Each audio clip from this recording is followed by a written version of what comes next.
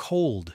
Not the dry mountain cold, but a damp, heavy cold that crept under his skin and pressed against his ribs. Caden opened his eyes and saw darkness. Not complete darkness. Somewhere nearby, large, warm bodies were moving. They smelled of blood and milk. He tried to raise his arm, but instead, something short and soft twitched. It was covered in fur. He tried again. The result was the same. Then he turned his head and saw them. Puppies. 4 shaggy little bundles were wriggling next to him and nuzzling their snouts against a huge warm belly. Wolf cubs. He was a wolf cub too.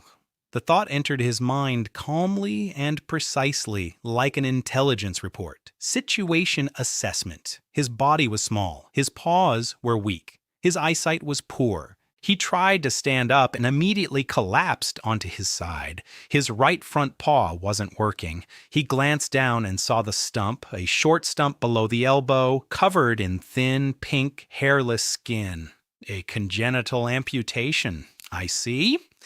He rolled onto his left side and tried to stand on 3 legs. It worked. It was wobbly, but it worked. A shadow loomed over him. A huge silver she-wolf was looking down at him. Yellow eyes without malice.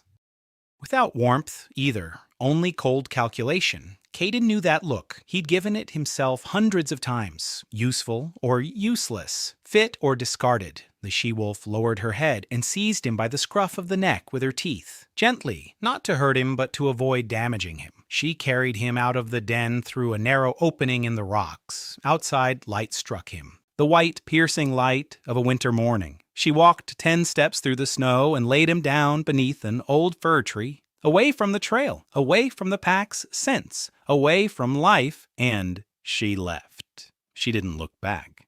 Caden lay in the snow and felt the cold seeping into his stomach. His only front paw was trembling. His hind legs were too weak to support his body.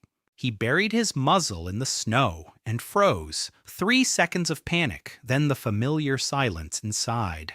That very silence that kicked in every time everything went to hell. So, back to square one. Fine. He'd managed it before. He'd manage it now. First task. Don't freeze to death. He looked around as far as his cloudy puppy eyes would allow. The fir tree above him was old, with low branches that hung down to the ground. There was almost no snow beneath them, just dry pine needles and frozen earth. He crawled there on 3 legs, dragging the back half of his body. Every step felt effort, as if he were carrying a full backpack. It was warmer under the branches. The wind couldn't reach him there. Caden pressed himself against the trunk and curled up into a ball. Second task, food. He was a newborn. Without milk, he'd last a day, maybe 2 if he was lucky. But luck isn't a plan. He closed his eyes and began to listen. The forest sounded different from any forest he'd known before. Deeper, denser. Every sound carried information that his new body could interpret on its own. A rustle to the left, a mouse. A crackle overhead, a bird. A distant, low rumble, something large moving along the ridge. He couldn't hunt. 3 paws and a body the size of a palm. But he could think, and he did. By the 3rd day, he was barely moving. Hunger had burned everything away from the inside. His body had become light and empty like a paper lantern. He lay under a fir tree and watched the world slowly blur before his eyes. Snow, trees, a gray sky. Sometimes animals passed by. He could smell them.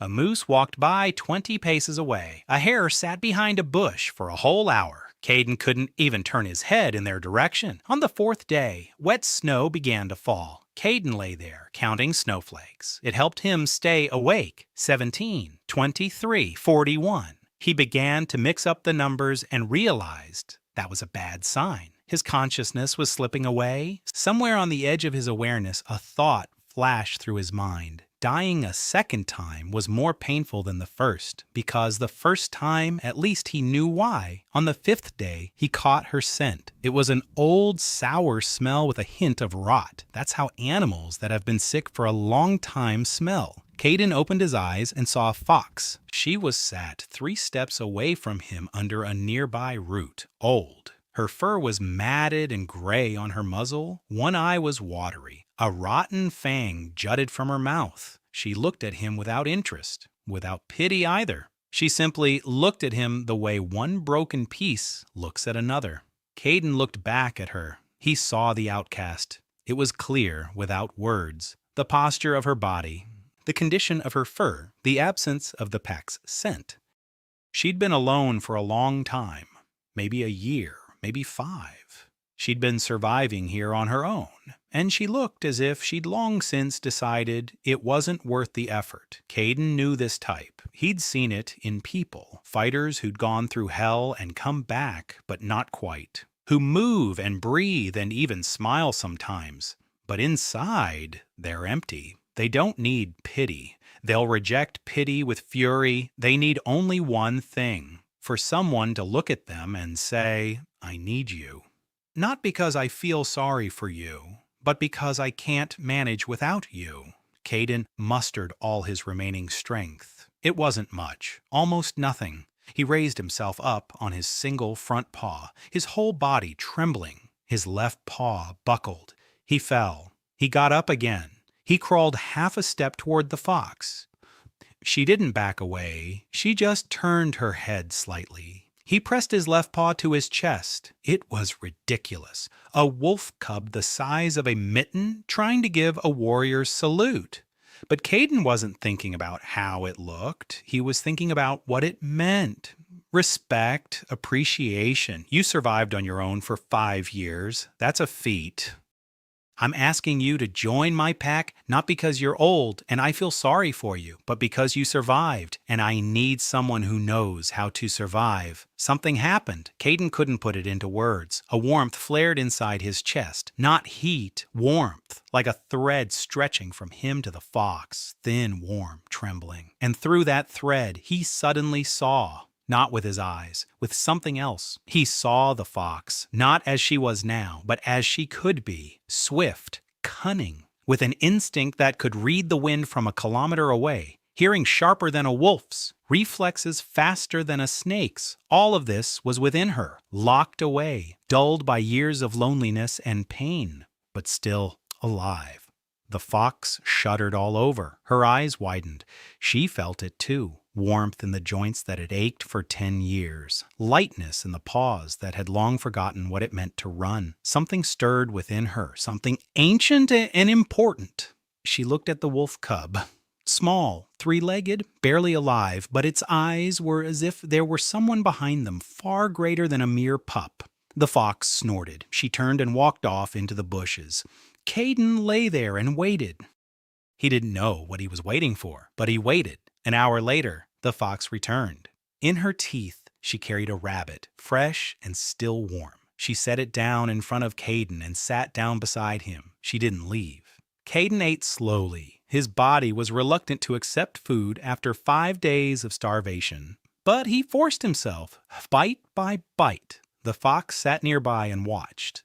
When he finished, she lay down half a step away from him, close, but not too close. The distance of trust that hadn't yet become complete. Caden understood. A team of 2 had come into being. He closed his eyes and for the first time in 5 days, slept peacefully. The thread in his chest glowed with a warm light. The next morning, Caden woke up to find the fox sleeping beside him, curled up in a ring around him. Her body warmed him like a stove. He didn't move so as not to wake her. Instead, he lay there and thought. The first task was complete. He wasn't alone. The second task, assess the situation. The territory, neighbors, threats, resources. When the fox woke up, Caden got to work. He couldn't speak to her with words, but the thread between them conveyed images. Not clear pictures, but rather sensations, directions. He sent her a question, and she answered. Not immediately, reluctantly, but she answered. Over the course of 2 days, he mapped out the surrounding area in his mind. The forest stretched south toward the foothills. To the east was a river. To the west, cliffs. To the north lay the territory of the Silver Pack. His home pack, the one that had cast him out. Caden took note of this and moved on. Sentimentality could wait. Right now, it was time to work. He named the fox Mio. She accepted the name without objection, more out of surprise, really. Apparently, no one had called her anything in a long time. Mio turned out to be exactly what he'd seen through the thread. Experienced, cunning, and knowing the forest like the back of her paws. She showed him 3 places where he could find food in winter: a ground squirrel burrow where they hoard nuts, a stream where fish linger beneath the ice, and a clearing where frozen berries lie beneath the snow. Kaiden memorized everything. His wolf brain worked more slowly than a human's, but his memory remained as sharp as ever. Within a week, he was already able to hobble on 3 legs without stopping for a whole hour. His body was growing quickly. Wolf pups grow in a matter of months, but the stump remained the same. His right front paw was forever reduced to a stump. Caden accepted this as a fact of life. He knew fighters without legs who shot better than those with all their limbs. A limitation isn't a death sentence. A limitation is the condition of the task. On the 12th day, he caught his first mouse. Not like a wolf. A wolf strikes with both front paws. Caden leaped and pinned the mouse to the ground with his chest, then seized it with his teeth. Mio watched from the sidelines. When he brought back his prey, she looked at him with an expression he interpreted as quiet approval. He placed the mouse in front of her. She looked at the mouse, then at him, then she ate it. It was the first time anyone had shared food with her just like that. The bond between them grew a little stronger. Caden felt it as a gentle current in his chest. He understood. Every act of trust strengthens the bond. Every display of care makes the thread stronger, and a stronger thread means faster development. Mia was already moving differently. In the week she'd spent by his side, her gait had changed. Her paws stepped more softly. Her movements became more economical. 10 years of exile had taught her to survive. But Caden's bond reminded her body how to live. By the end of the 3rd week, Mio caught a hare on the run. She stopped on her own afterward and stared at her paws for a long time, as if she couldn't believe they were still capable of such things. Caden sat beside her and said nothing. He knew. The best thing a commander can do at a moment like this is not to interfere. By the end of the 1st month, Kaiden had doubled in size. His body no longer fit in the palm of her hand. He stood confidently on 3 paws. His stump no longer hindered him, but had become part of his balance. He'd learned to shift his weight onto his left front paw and move faster than he'd expected. Mio walked beside him. They hunted together every day. The plan was simple. Mio would flush the prey from its hiding place. Caden would intercept it on the trail. 1 wolf cub and 1 old fox provided enough food for both of them. It worked, but Caden knew that was the limit. 2 wasn't a pack. 2 was just a pair of survivors. For what he had in mind, he needed more. He needed eyes in the sky. He needed a heavy hitter. He needed someone who knew how to hide. He needed structure. On the 32nd day, Mio led him to the cliffs on the eastern edge of the forest. Caden caught the scent 100 paces away. A bird, a large one, a sick one. The scent of feathers mingled with the scent of blood. They climbed the rocks and found it on a ledge. An eagle, young but already large. Its wingspan was wider than Caden's height. Its feathers were gray with a white stripe on the wing. A beautiful bird. It could have been beautiful. The eagle lay on a rock with its wings pressed against its body. Its head was turned to one side. Its eyes were open. Both eyes were covered with a cloudy white film. Blind. Completely blind. Kaiden stopped 5 steps away. Mio stood behind him. The eagle turned its head toward the sound. Instantly, precisely, its hearing worked for both of them. It opened its beak and let out a low, hoarse sound. A warning. Come any closer and I'll strike. Caden didn't approach. He sat down on a rock and waited. Mio lay down beside him. She understood without needing an explanation. We're waiting. The eagle didn't move. 1 minute, 5, 10. Caden sat and watched him. Through the bond with Mio, he felt a warm sense of calm. The fox trusted his decisions. That helped. Half an hour later, The eagle folded its wings.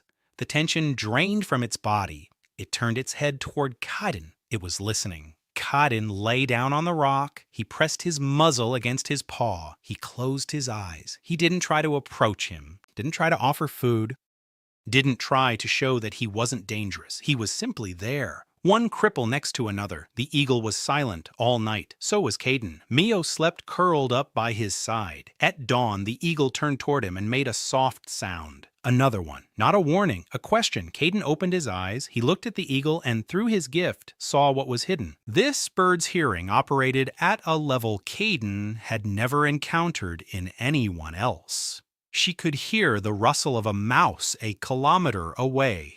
She could hear a hare's heart beating beneath the snow. She could hear the wind moving around every tree. Her eyes didn't work, but her ears, for his eyes with room to spare. This bird could fly, not by sight, but by sound and the wind. No one had simply shown her how. Kaiden stood up. He took a step forward. The eagle tensed, but didn't strike. Kaiden took another step. He lay down beside it, side by side. The warmth of his body touched the eagle's feathers. The bird shuddered. Kaiden didn't move. He just lay there, breathing. An hour later, the eagle relaxed. For the first time in a long while, there was someone alive and warm next to him, and this someone wasn't trying to kill him.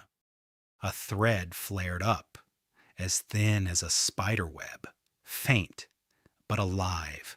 Kaiden sensed it, and through it saw the eagle's pain. It was her, a female, a young eagle, 4 years old. She was born with sight, but in her second year, an illness burned out her eyes. The flock decided that a blind eagle couldn't feed her chicks, which meant useless. They threw her off the nesting cliff. She fell, but didn't crash. Her wings worked on their own. Instinct proved stronger than blindness. Since then, she had lived alone.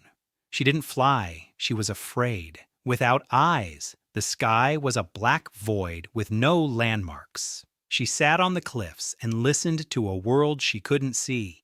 Kaiden named her Noah. She didn't accept the name right away, nor did she accept the bond. The connection was weak. Noah didn't trust anyone. Too much pain. The memory of the fall was still too fresh. Kaiden didn't pressure her. He came every day. He would sit down beside her. He would say nothing. Sometimes Mio would bring food and leave it on a rock. Noah would eat only after they had walked away. After a week, she ate in their presence. After 2 weeks, she let Kaiden lie down beside her again. The bond grew stronger. Not much, but enough for Kaiden to begin his work. He began teaching Noah to fly all over again. Not the way eagles are taught. Eagles are taught to see air currents and use them. Kaiden taught her to listen. He asked Mio to run through the forest below. Noah sat on the rock and listened. The footsteps of a fox, the crackling of branches, the rustle of leaves. He wanted Noah to understand. The world below wasn't a black void. It was full of sounds. Every sound was a point on a map. Every rustle was a landmark. If she put them all together, she'd get a picture no worse than that of a sighted person. By the 3rd week of training, Noah spread her wings at the edge of the cliff. The wind swept through her feathers. She stood there and listened. Kaiden sat below, watching. There was nothing he could do if she fell. He could only wait. Noah jumped. Her wings spread wide. The wind caught her and carried her away. She was flying crookedly, veering to the left, but she was flying. Kaiden could hear her screaming, not out of fear, but because of something else. She flew 100 meters and landed on a tree, clumsily snapping a branch, but she landed. Mio stood next to Kaiden and looked up. Kaiden sensed through the thread that the fox was feeling something too. Maybe pride, maybe envy, maybe hope that if this blind bird could fly, then all was not yet lost for the old fox.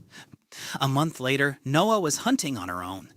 She would dive at mice she could hear beneath the snow. 9 out of 10 throws missed, but the 10th hit, and with each passing day, her accuracy improved. The bond between her and Caden grew stronger. Noah still wouldn't let anyone come closer than 3 steps. She clenched her claws in her sleep. She flinched at sudden noises, but she was there. She stayed, and that was more than Caden could ask for. The pack was now 3, a cub without a paw, an old fox, and a blind eagle. The team wasn't ready for combat, but the team existed, and that was already something. Caden devoted the next 2 weeks to what the military calls team building. He assigned roles. Mayo hunts for food on the ground. Noah handles aerial reconnaissance. Caden handles coordination and tactics. Every morning he conducted something resembling a drill. Mio ran through the forest. Noah flew above the trees and listened to where the fox was running.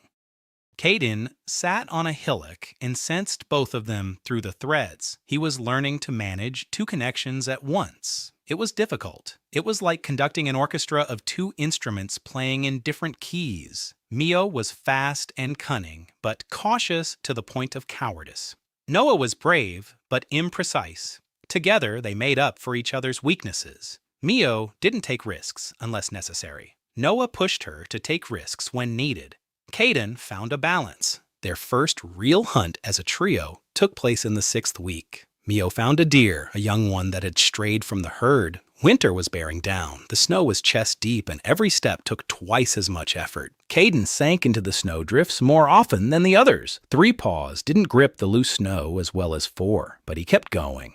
Mio walked beside him. Noah flew above them. They needed a new den. The old fir tree had been suitable for 1 wolf cub. For 3, it was too small, and the wind blew right through it at night. Caden sent Noah to scout ahead. The blind eagle rose above the forest and listened. She was searching for the sound of a running water. Caden explained to her through the thread. Where water doesn't freeze in winter, there's a hot spring below. A hot spring means warmth. Warmth means shelter. Noah found it on the 2nd day, a small stream a kilometer south from their camp. Steam rose above it even in the frost. Near the stream, on the hillside, was a den. Old and empty. It smelled of bear, but the scent was stale. The occupant had left long ago or had died. Caden examined the den. The entrance was narrow. Inside, it was dry, 4 paces deep. The ceiling was low but high enough for a wolf cub and a fox. Warmth from the spring reached the den in faint waves. It wasn't hot, but it wasn't freezing either. He made up his mind. This was their home. The first 3 days were spent setting up the den. Caden was in charge. Mio hauled in dry pine needles for bedding. Noah stood guard outside. Caden cleared the entrance as best he could with 1 paw and his teeth. It turned out rough but functional. They blocked the entrance with branches, not to keep out the cold from the scent, so they wouldn't be tracked down.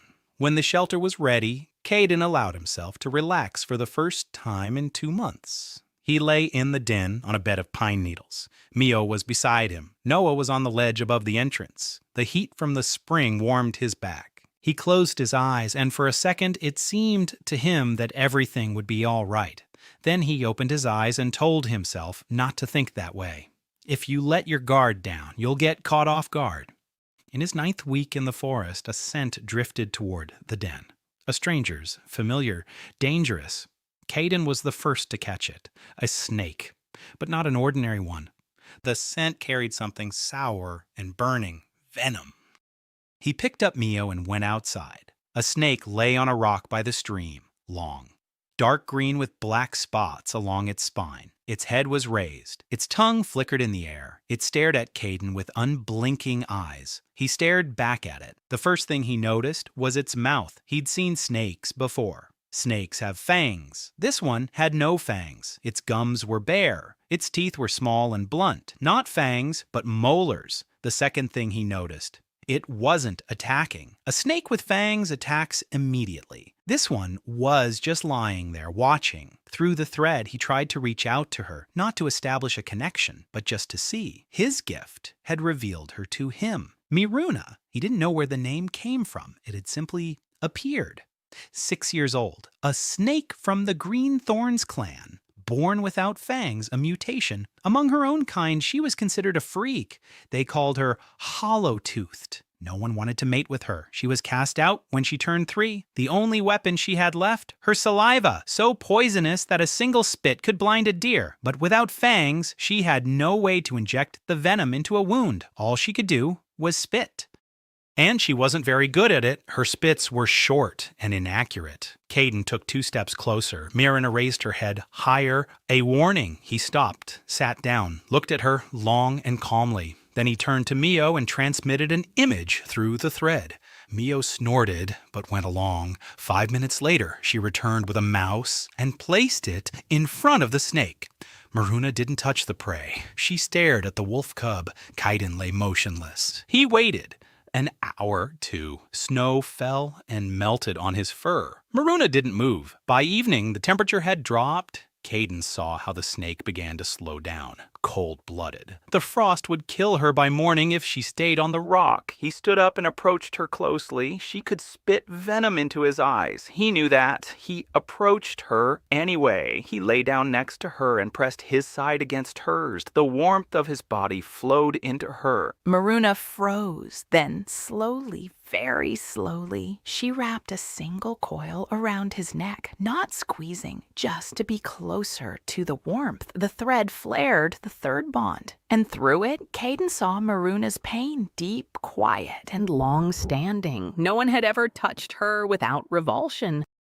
She was a snake without fangs, useless, empty. That's what she'd been told her whole life, and she believed it.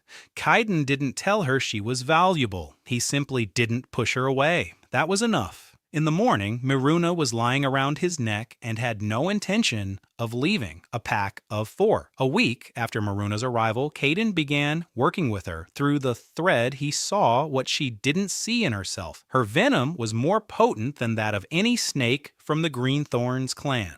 The problem wasn't the venom, it was the delivery. Without fangs, she couldn't bite, but she could spit. Caden began training her. Every day they went out to the stream. Caden set a target, a rock, 10 paces away. Maruna spat, missed again, closer again, hit. The distance increased, 10 paces, 15, 20. After 2 weeks, Maruna could hit a fist-sized rock from 20 paces away. After a month, from 30. Her venom burned the bark off trees. It corroded ice in seconds. A single hit to the eyes would be enough to blind a wolf for an hour. 2 hits and a burn on its muzzle that wouldn't heal for a week. Maruna looked at the traces of her venom on the trees, and something changed in her eyes. Not pride, not yet, but surprise. It turned out that even a hollow-eyed one could capable of something. Caden noticed one more thing. Maruna loved warmth. On cold nights, she would wrap herself around him and fall asleep. He got used to it quickly. The weight of the snake around his neck became as familiar as the absence of his right paw, a part of his body. Mio watched this with an expression that Caden interpreted as gentle mockery. He ignored it. Personal relationships within the unit were a delicate matter, but now was no time for regulations. In the 12th week of winter, a bear came to the den. Huge, old. Its fur hung in clumps. One side was sunken. Its ribs jutted through the fur.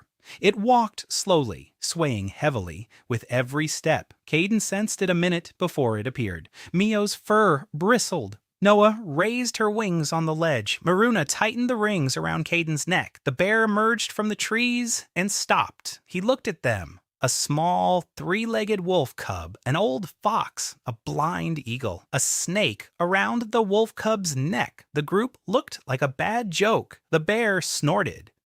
It sounded like laughter. Then he lay down in the snow, right where he was standing, heavily, like a sack falling. Caden looked at him and saw, 19 years old. For a bear, that's very old. His joints were worn out, his teeth were worn down, his left eye saw poorly, but his size, even emaciated. This bear was enormous. Hidden beneath his sagging fur were bones and muscles capable of killing a wolf with a single blow. Caden approached. Mio hissed a warning. He didn't stop. He approached the bear and sat down in front of its muzzle. The bear opened one eye, looked at the wolf cub, closed it. Caden held out a thread, carefully, as one would reach out to a wounded beast, and he saw Bosuin, a bear from the Stone Clan, 19 years old. He had been the second strongest in the clan. He had a son. The young leader had killed his son in a fight over a female. Then he banished Bosuin so the old man wouldn't seek revenge. Bosuin left, not because he was afraid, because he was tired. Tired of fighting, tired of losing, tired of being strong in a world where strength protects nothing. He was heading south to die. The hot spring drew him in with its warmth. He had no intention of staying. He was going to lie down and not get up. Caden lay in front of the bear's muzzle and thought. Heavy infantry, a living shield, experience, wisdom. All of that was in this old bear. But you can't take it by force. You can only offer it. You can only show it that there's a place here, that no one is abandoned here, that here it's okay to be tired. Caden didn't do anything. He just lay down beside him. The small one next to the huge one, the warm one next to the cold one. The first battle happened at the end of winter.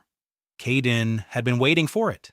Not this specific battle, but a battle in general. 5 beasts by the hot spring. There's plenty of food. The shelter is warm. Noah flies out on reconnaissance every day. Maruna monitors the approaches with poisonous markers. Bosuin sleeps at the entrance, and his mere presence scares off small predators.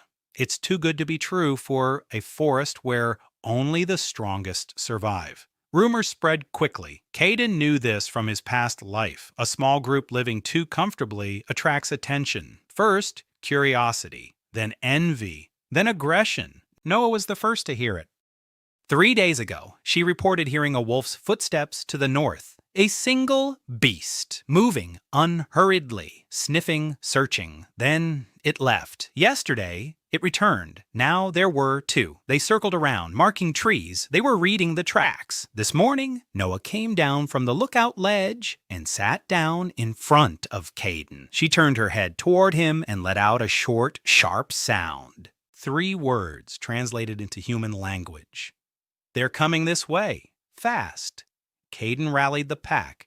Mio took up a position to the left of the den's entrance, behind a fallen tree. Miruna slipped beneath the rocks by the stream. Noah rose above the clearing. Bosuin stood at the entrance. Caden took up a position on a small hill from which the entire clearing was visible. They waited. A wolf emerged from the forest alone. Young, large, silvery fur with a dark stripe down its spine. The silver pack. Caden recognized the scent of his mother, the scent of the den from which he had been carried away on the 3rd day of his life. The wolf stopped at the edge of the clearing and looked around. He saw Bosuin at the entrance. He saw Caden on the hillock. He didn't see the others.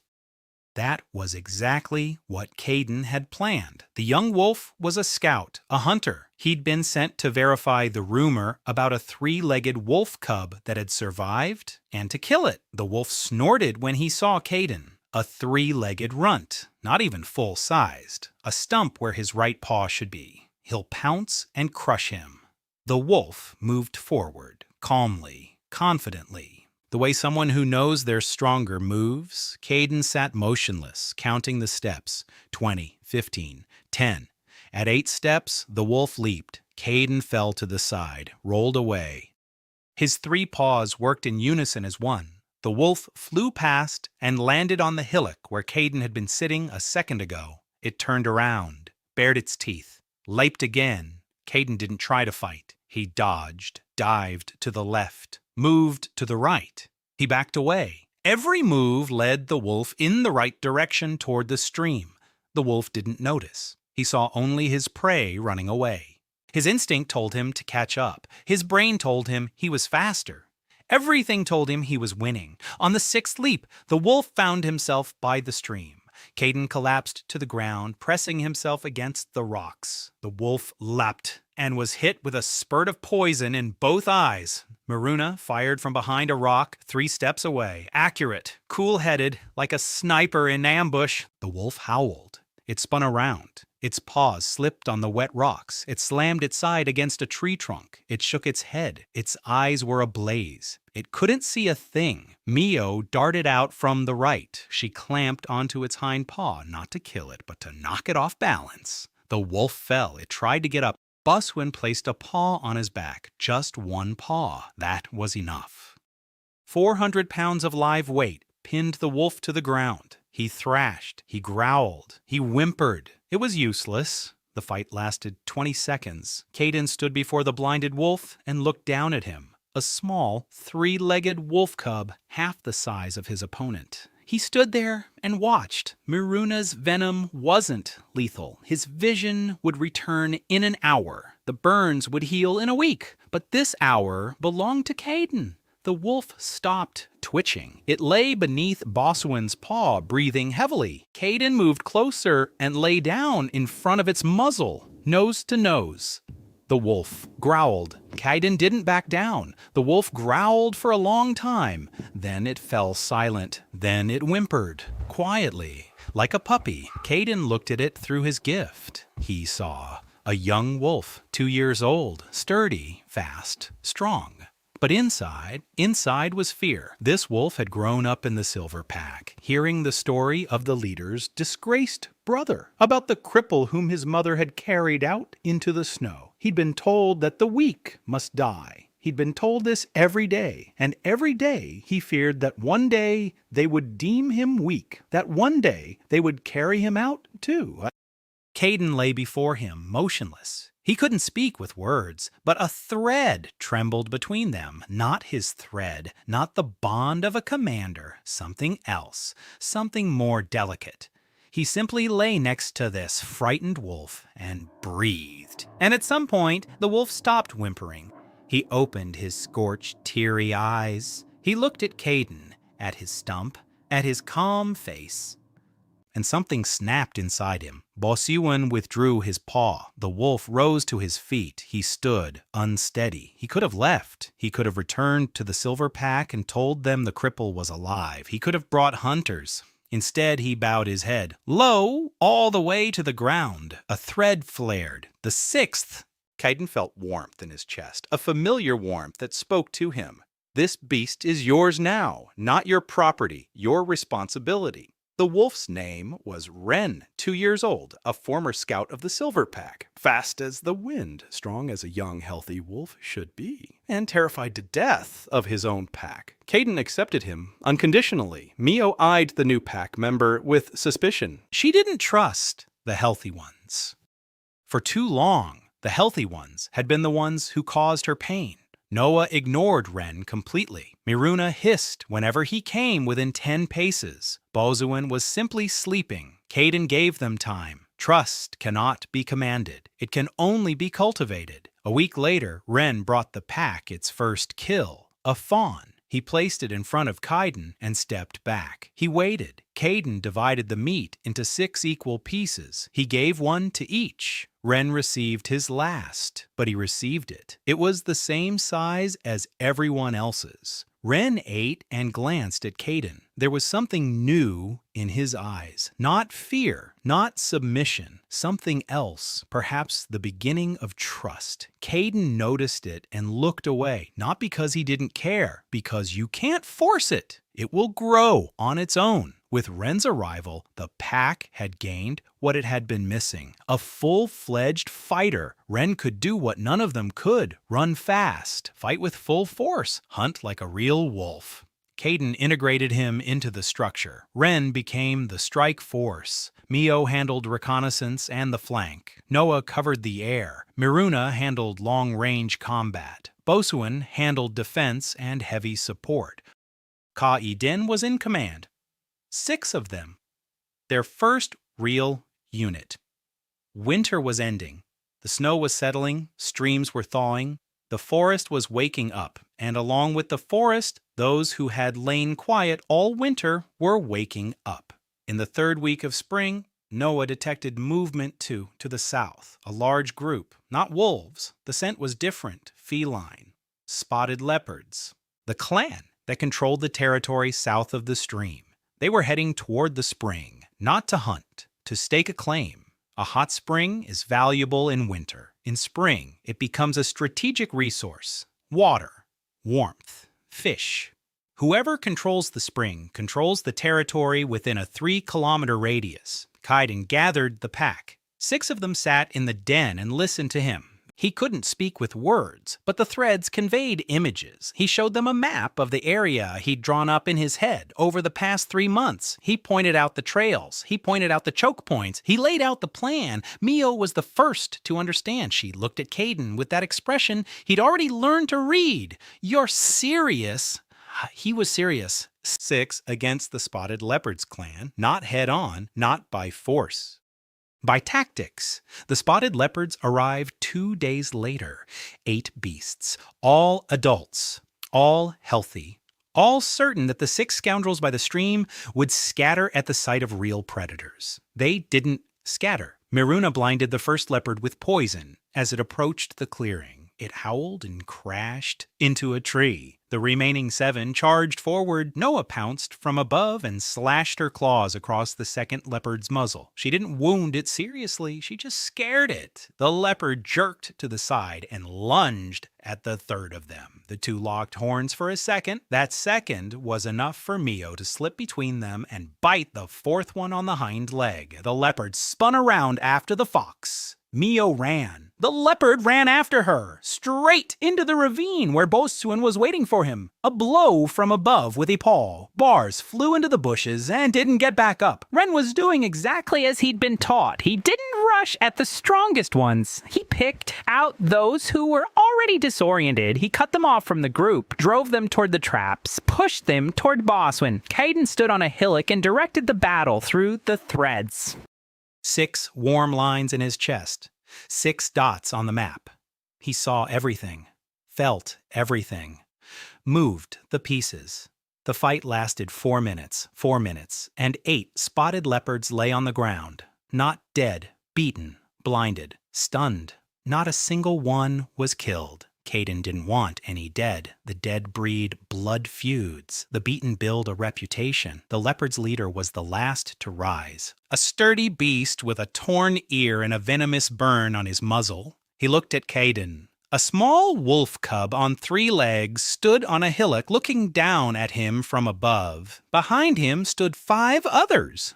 An old fox, a blind bird, a snake without fangs, a half-dead bear, a young defector. 6 cripples had just routed 8 healthy fighters. The leopard leader turned and led his pack away in silence. Kaiden watched them go. Mio approached and sat down beside him. She looked at him. He sensed through the bond that she wanted to say something. Something like, "Not bad for a bunch of cripples." He snorted. It was the first time he'd snorted not from the cold, but from laughter. Spring had opened up the forest. The snow had melted away in 2 weeks. The ground had become soft and black. The scents had intensified tenfold. Kaiden sensed the world around him so vividly as if someone had turned the volume all the way up. Every morning, he would leave the den and stand on a small hill, 3 paws on the wet grass, his muzzle facing the wind. Sniff sniffed. He listened. He thought. His body was growing fast. In 3 months, he had gone from a puppy the size of a mitten to a teenage wolf standing knee-high to Bosuin. The stump of his right paw hadn't changed, a short stump now covered in stiff white fur. But his left front paw had become thicker and stronger than that of an ordinary wolf. His body had adapted. His shoulders were broader. His chest was deeper. He ran on 3 legs, faster than most animals on 4. Not because he was faster, because every step was more precise. Not a single wasted movement. Not a single wasted effort. The pack worked as a unit. Kaiden had established a daily routine that any of his former commanders would have approved of without reservation. Rise at dawn. Morning patrol of the territory. Mio checked the western sector. Ren covered the north. Miruna crawled along the southern border, leaving poisonous markings on the rocks. Noah soared into the sky and monitored the entire perimeter at once. Bosuin remained at the den, a living sentry. After the patrol came the hunt. After the hunt came training. After training came rest. After rest came the night watch. Ren and Mio took turns overnight. Noah was always listening, even in her sleep. The 6 of them worked like a single mechanism. Not perfectly. There were glitches. Mio would sometimes stray farther than she was supposed to and lose contact with the group. Ren would sometimes rush off in pursuit of prey, forgetting about the formation. Noah sometimes refused to fly in the rain. Maruna would fall asleep in the sun in the middle of a patrol. Bosson fell asleep all the time. But Kaiden didn't expect perfection. He expected progress. And there was progress. Every day was a little better than the day before. Word of the battle with the spotted leopards had spread throughout the forest. Kaiden had expected this and was preparing for the consequences. The consequences came quickly. The first to arrive weren't the enemies. The first to arrive was a half-breed. Kaiden sensed her an hour before she appeared. The scent was strange, both wolf and cat at the same time, as if someone had blended 2 worlds into a single body. She stepped cautiously into the clearing. She pressed herself close to the ground. Her ears were pinned back. Her tail was tucked between her legs. Every movement seemed to say, "I'm not a threat. Please don't hurt me." Kaiden saw her and forgot to breathe for a second. She was beautiful, not like a wolf, not like a lynx, like something else entirely. White fur with silvery patches on her sides. Her paws were longer than a wolf's, but wider than a lynx's.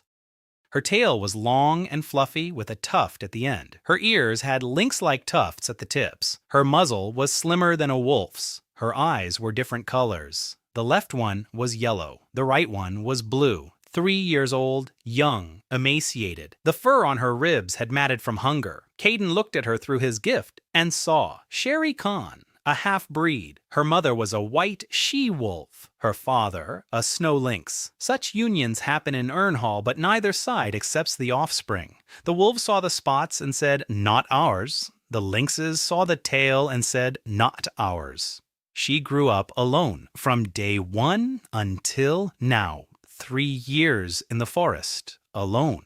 She talked to herself because there was no one else to talk to. Kaiden came down from the hillock, slowly. Sherry pressed herself closer to the ground. She trembled. He stopped 5 paces away, sat down, looked at her. She looked at him, at his stump, at his calm eyes, at the 5 beasts standing behind him, not baring their teeth. Ren took a step forward. Mio hissed at him through the thread. Ren stopped.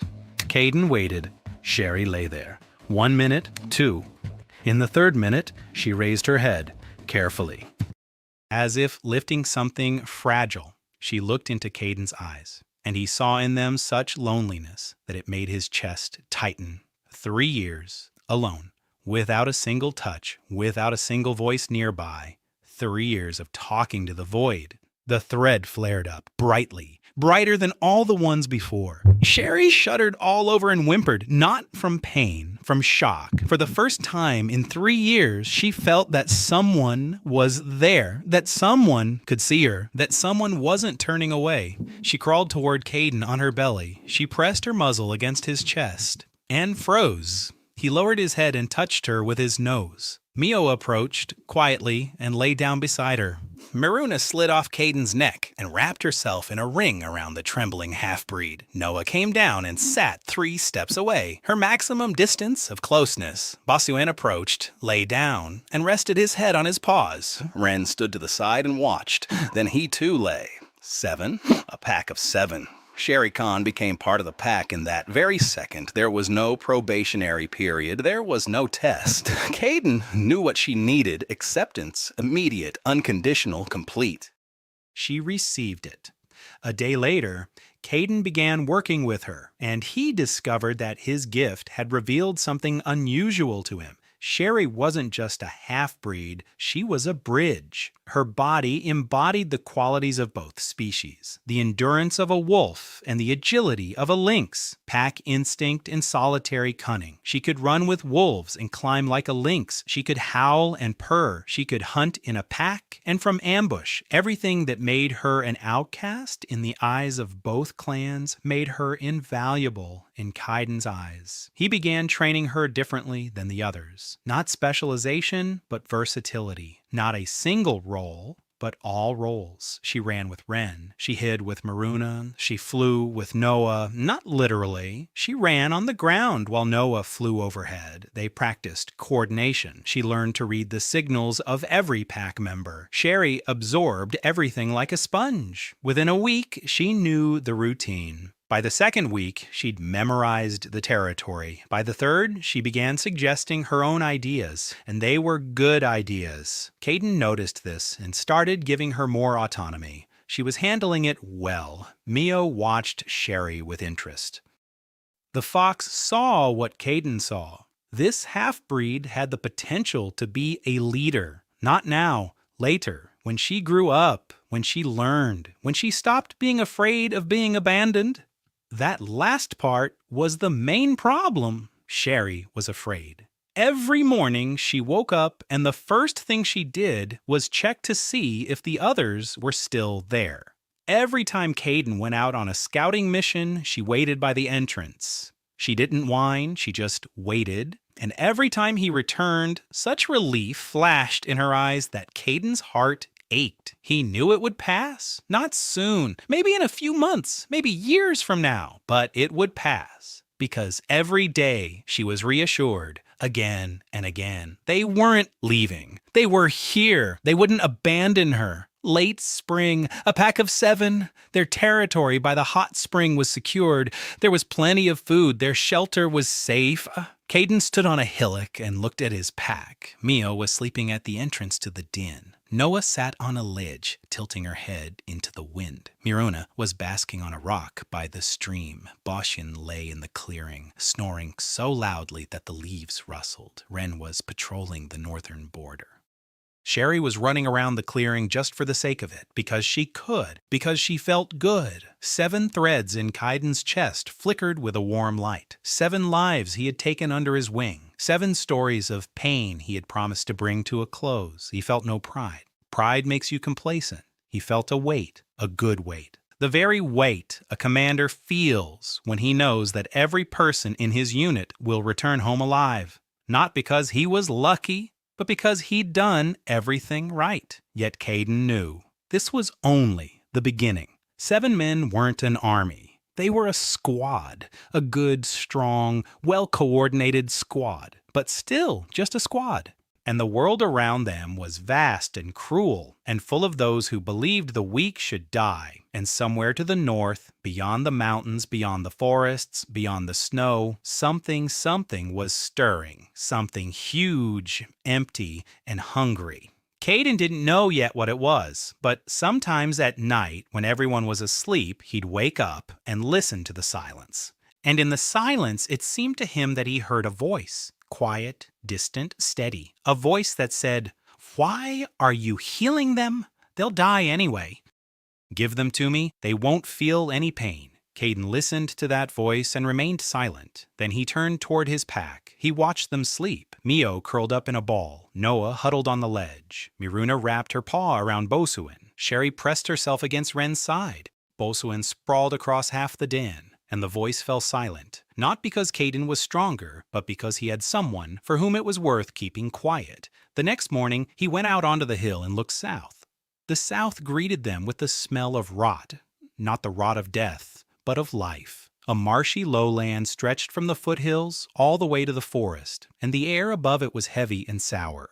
Caden led the pack along the edge of the marsh. The 7 moved in a formation he had perfected over the past few weeks. Ren was 200 paces ahead on reconnaissance. Mio on the left. Flank cover, Maruna around Caden's neck, surveillance and long-range combat. Bosuin in the rear guard, Sherry on the right, mobile reserve, Noah in the sky, eyes and ears, 7 points on the map that Caden kept in his head. 7 threads in his chest, each transmitting the sensations of its bearer to him. Ren sensed something ahead. Alarm. Mio was calm. Noah was tense. She heard something to the south. Many footsteps. Many hearts. Caden stopped the pack. Noah descended to a lower branch and turned her head toward him. An image came through the thread. A settlement. Not a beast's. A human one. Wooden walls. Smoke. The smell of iron and leather. People. The first humans the pack had ever encountered. Caden knew about humans from what Mio had shown him in the first few weeks. Fortified cities along the coasts. Hunters and trappers who venture deep into the mainland in search of hides and bloodstones. Crystals that grow in the hearts of mighty beasts. People kill beasts for these stones. To the beasts, people are enemies. They always have been. Caden made a decision.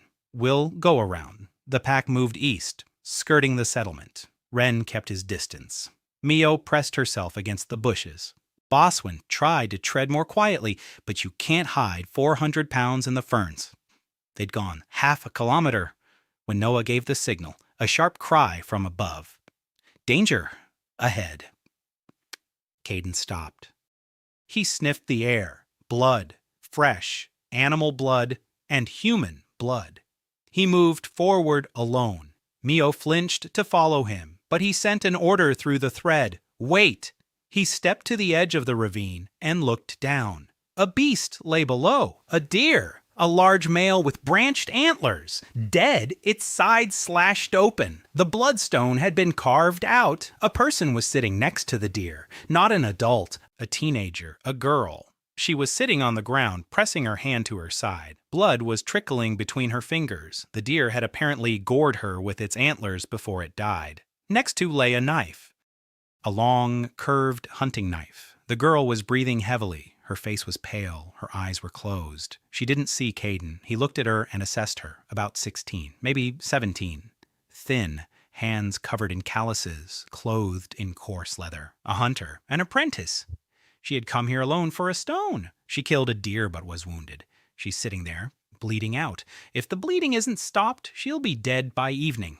Caden thought for 3 seconds. A human, an enemy by definition. A hunter, someone who kills his kind for crystals. Logic told him to leave. His instinct told him to leave. Everything told him to leave. But Caden didn't leave, because sitting before him was a wounded warrior. And you don't abandon the wounded. That's an order. He went down into the ravine. The girl opened her eyes and saw him. A white teenage wolf with a stump for a right front paw. Standing 3 steps away, staring at her. She reached for the knife. Caden didn't move. She took the knife. Her hand was shaking. The blood flowed faster with the movement. She raised the knife and aimed it at him. Caden sat down. He just sat there and watched. He didn't snarl. He didn't growl. He didn't walk away. He just sat there and waited. The girl held the knife for 30 seconds. Then her hand dropped. She had no strength left. The knife slipped from her fingers. She looked at the wolf, and the wolf looked at her. Caden turned his head and sent a challenge through the thread. Mio appeared a minute later. Behind her was Maruna. The girl saw the fox and the snake and tried to get up. She couldn't. Caden moved right up close to her. She pressed herself against the ground. He tilted his head and nudged her hand with his nose, the one pressing against the wound. His wet, cold nose touched her bloodied fingers. The girl froze. Caden looked at Maruna. He sent an image through the thread. Maruna understood. She slithered over to the girl. The girl flinched at the sight of the snake, but she couldn't move. Maruna opened her mouth and released a drop of venom onto the tip of her tongue. Not a lethal dose, a microdose. Through the thread, Caden could see that Maruna's venom in small quantities acted as an anesthetic. It numbed the pain and slowed the bleeding. He hadn't known this before. The thread revealed his fighter's new potential to him at the very moment that potential was needed. Myrna touched the wound on the girl's side with her tongue. The girl cried out. Then she fell silent. The pain was gone. The bleeding slowed. Myrna wrapped herself around the girl's torso, pressing the edges of the wound together, a living bandage. The girl watched this with wide-open eyes. Mio brought some moss. Caden had seen the old beasts treat wounds with moss, an antiseptic. Mio tucked the moss under Miruna's rings. The girl lay there motionless, not out of fear. It was from shock. 3 beasts had just given her first aid. By evening, she could sit up. By morning, she was standing. The wound was deep, but not fatal. Her ribs were intact. Her muscles were torn, but would heal. Maruna held the compress all night. Caden slept at the girl's feet. Mio was nearby. Boswin stood at the edge of the ravine and looked down below. Reen patrolled the perimeter. Noah listened to the night. The pack guarded the human.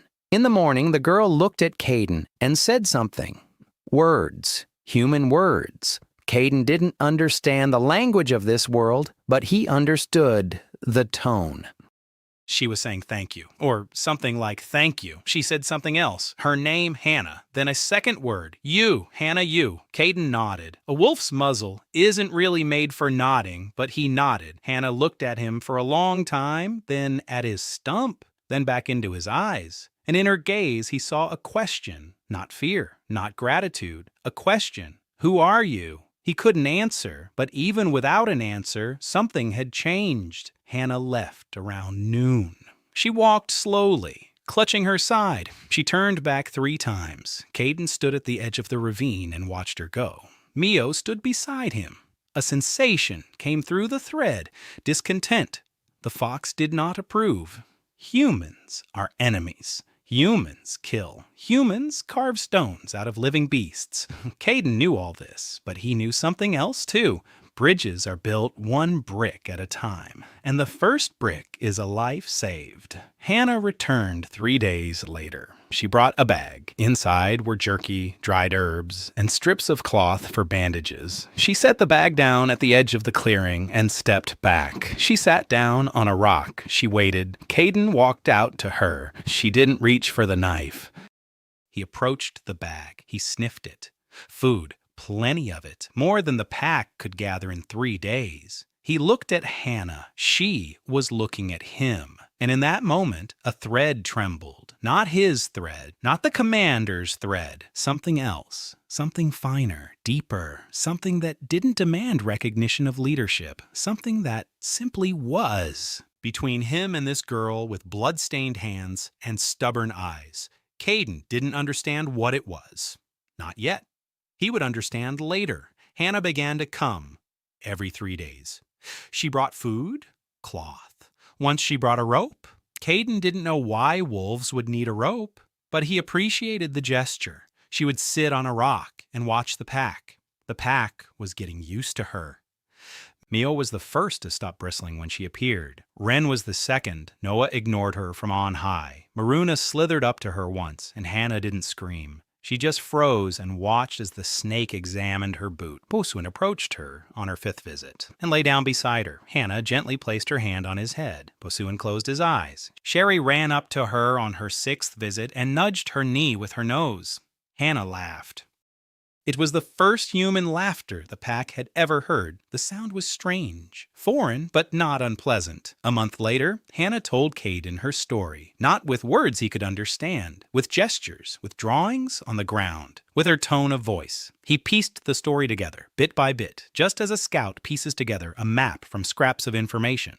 Her father was a hunter, the best in the village. He went beyond the bloodstone to pay for her mother's treatment. He never returned. Her mother died a month later. Hannah was left alone. The only thing she knows how to do is hunt. The only thing she hates is hunting, too. She kills animals, and every time she feels like howling. Caden listened, and through his gift saw her pain. Vivid, hot, and raw. The pain of a girl who does what she hates because she knows no other way. He couldn't offer her a thread. His gift worked on animals, but he could offer her something else. A place, not in the pack, near the pack. A bridge between worlds. He looked at Hannah and pressed his paw to his chest. She recognized that gesture. She'd seen him make it in front of Sherry when the half-breed first arrived. Hannah looked at him for a long time. Then she nodded. Tears streamed down her cheeks, but she didn't look away. Pack of 8, the first human. 2 days after Hannah became part of their world, what Caden had both feared and anticipated happened. Winter. The first real winter for the full pack. The snow came down all at once. Overnight, it buried the clearing up to Rena's chest. The temperature dropped so sharply that the stream froze over in an hour. Even the hot spring steam weakened. Caden roused the pack before dawn. They had 3 days' worth of food in reserve. Not enough. They needed to hunt, but hunting in such deep snow was nearly impossible. The prey had retreated into the deep forest. Its tracks were covered up within minutes. Visibility was 0. The pack had gone 3 days without food. Caden divided the remaining meat into 8 equal portions. He didn't take any for himself. Mio noticed this on the second day and placed her piece in front of him. He pushed it back. She placed it there again. He pushed it back again. Mio looked at him with that look that said, "You're an unbearably stubborn man, but I respect you." On the 4th day of starvation, Hannah arrived, waist deep in snow, blue from the cold, with a bag on her back. The bag contained half of her winter supplies: dried meat, frozen fish, and dried roots. She set the sack down at the entrance to the den and sat down beside it. She was breathing heavily, 2 hours through the snow from the village to the den, in a blizzard, alone. Caden pulled the meat out of the sack, 7 pieces, 7 equal portions. Mio, Noah, Miruna, Boswin, Wren, Sherry, Hannah, a piece for each of them. He didn't take one for himself. He laid down to one side and began gnawing on the bark of a branch. Mio saw this. She stood up. She walked over. She placed her piece in front of him. Noah followed her. The blind eagle flew down from the ledge and placed her fish next to Mio's meat. Miruna followed her. She slid down from the rock and nudged her piece with her beak. Boswin followed her. The old bear got up, snorting, and tossed his meat into the common pile. Wren followed him, silently. Then Sherry, with a quiet whimper. A minute later, 7 pieces lay around Caden. He looked at them, at the meat given to him by those who had gone hungry for 4 days themselves. He sat there, motionless. Something hot rose from his chest to his throat. Wolves don't cry. They don't have tear glands for that. But Caden was crying, somehow, deep inside, for the first time in 2 lifetimes. Hannah stood to the side and watched. She saw how 7 hungry beasts had given their food to their leader. She saw how this leader, a 3-legged white wolf half the size of a normal one, sat in the middle of their gifts and trembled. Not from the cold, from something greater than the cold. At that moment, Hannah realized this wolf wasn't a wolf. Something about him was different, something human, or more than human. She didn't know exactly what, but she knew one thing. She would follow him anywhere. Caden divided the meat again into 8 pieces, equal ones, and he ate along with everyone else. For the first time, he didn't refuse. For the first time, he accepted because he understood. A commander who doesn't eat when his people are eating isn't being considerate, it's pride. And there would be no pride in his pack. Winter dragged on. The snow lingered until mid-spring, and every day was a struggle for warmth and food, but the pack held out. Caden kept track of the days by the notches Hannah carved into the birch trunk at the entrance. 183 days, half a year since his birth. His body had changed. Caden stood by the stream and looked at his reflection in the water. A teenage wolf, white fur with a silvery sheen on his mane. His shoulders were broader than those of an ordinary wolf his age. His left front paw was powerful, with thick toes and a wide pad. Compensation for his right. The stump of his right paw was covered in coarse fur and no longer ached in the cold. It had become a part of him. Like a scar, like a tattoo, like a mark of distinction he hadn't chosen, but wasn't ashamed of either. The pack had changed, too. Mio moved as if she were 5, not 12. Her fur had grown thicker. The rotten fang had fallen out, and a new one had grown in its place. Not a full fang, but sharp and strong. Caden's thread wasn't healing her directly, but the accelerated development triggered regeneration that wouldn't have worked under normal circumstances. Mio was growing younger, slowly, imperceptibly even to herself, but Caden could see it. Noah flew every day. Her hearing had become so keen that she could distinguish between different kinds of animals by their heartbeats, not by the sound of their footsteps, but by the rhythm of their hearts. A mouse, a hare, a deer, a wolf. Each beat in its own way, and Noah knew every rhythm. She had become the pack's ears in every sense of the word, a radar, an early warning system. Caden watched her and thought that any general from his former world would have given a regiment for such a scout. Maruna had learned to spit poison from 40 paces away, precisely, without missing a shot. She trained every day with a dedication that impressed even Kaiden. The hollow was no longer just a hollow. She was a sniper, the pack's best marksman. And she knew it. Something had changed in her movements. She had stopped hiding. She stopped gliding through the shadows, as if apologizing for her presence. She began to move openly, confidently, like someone who knows her worth. Bison ate for 2 and slept for 3, but in battle he became a different beast. Kaiden conducted special training sessions with him, during which the old bear recalled what he knew back. A downward swipe of the paw capable of snapping a deer's spine, a grip that couldn't be broken, a body slam that could knock over an opponent twice his weight. Bosuan remembered it all. His muscles remembered, and with each passing week they worked better. The thread was doing its job. Ren had gained weight and strength. From a frightened defector, he had transformed into a fighter whom Kaiden entrusted with the most difficult tasks. Fast, precise, unwaveringly in carrying out orders, but not blindly. With understanding, Ren began to think tactically. He began to suggest options.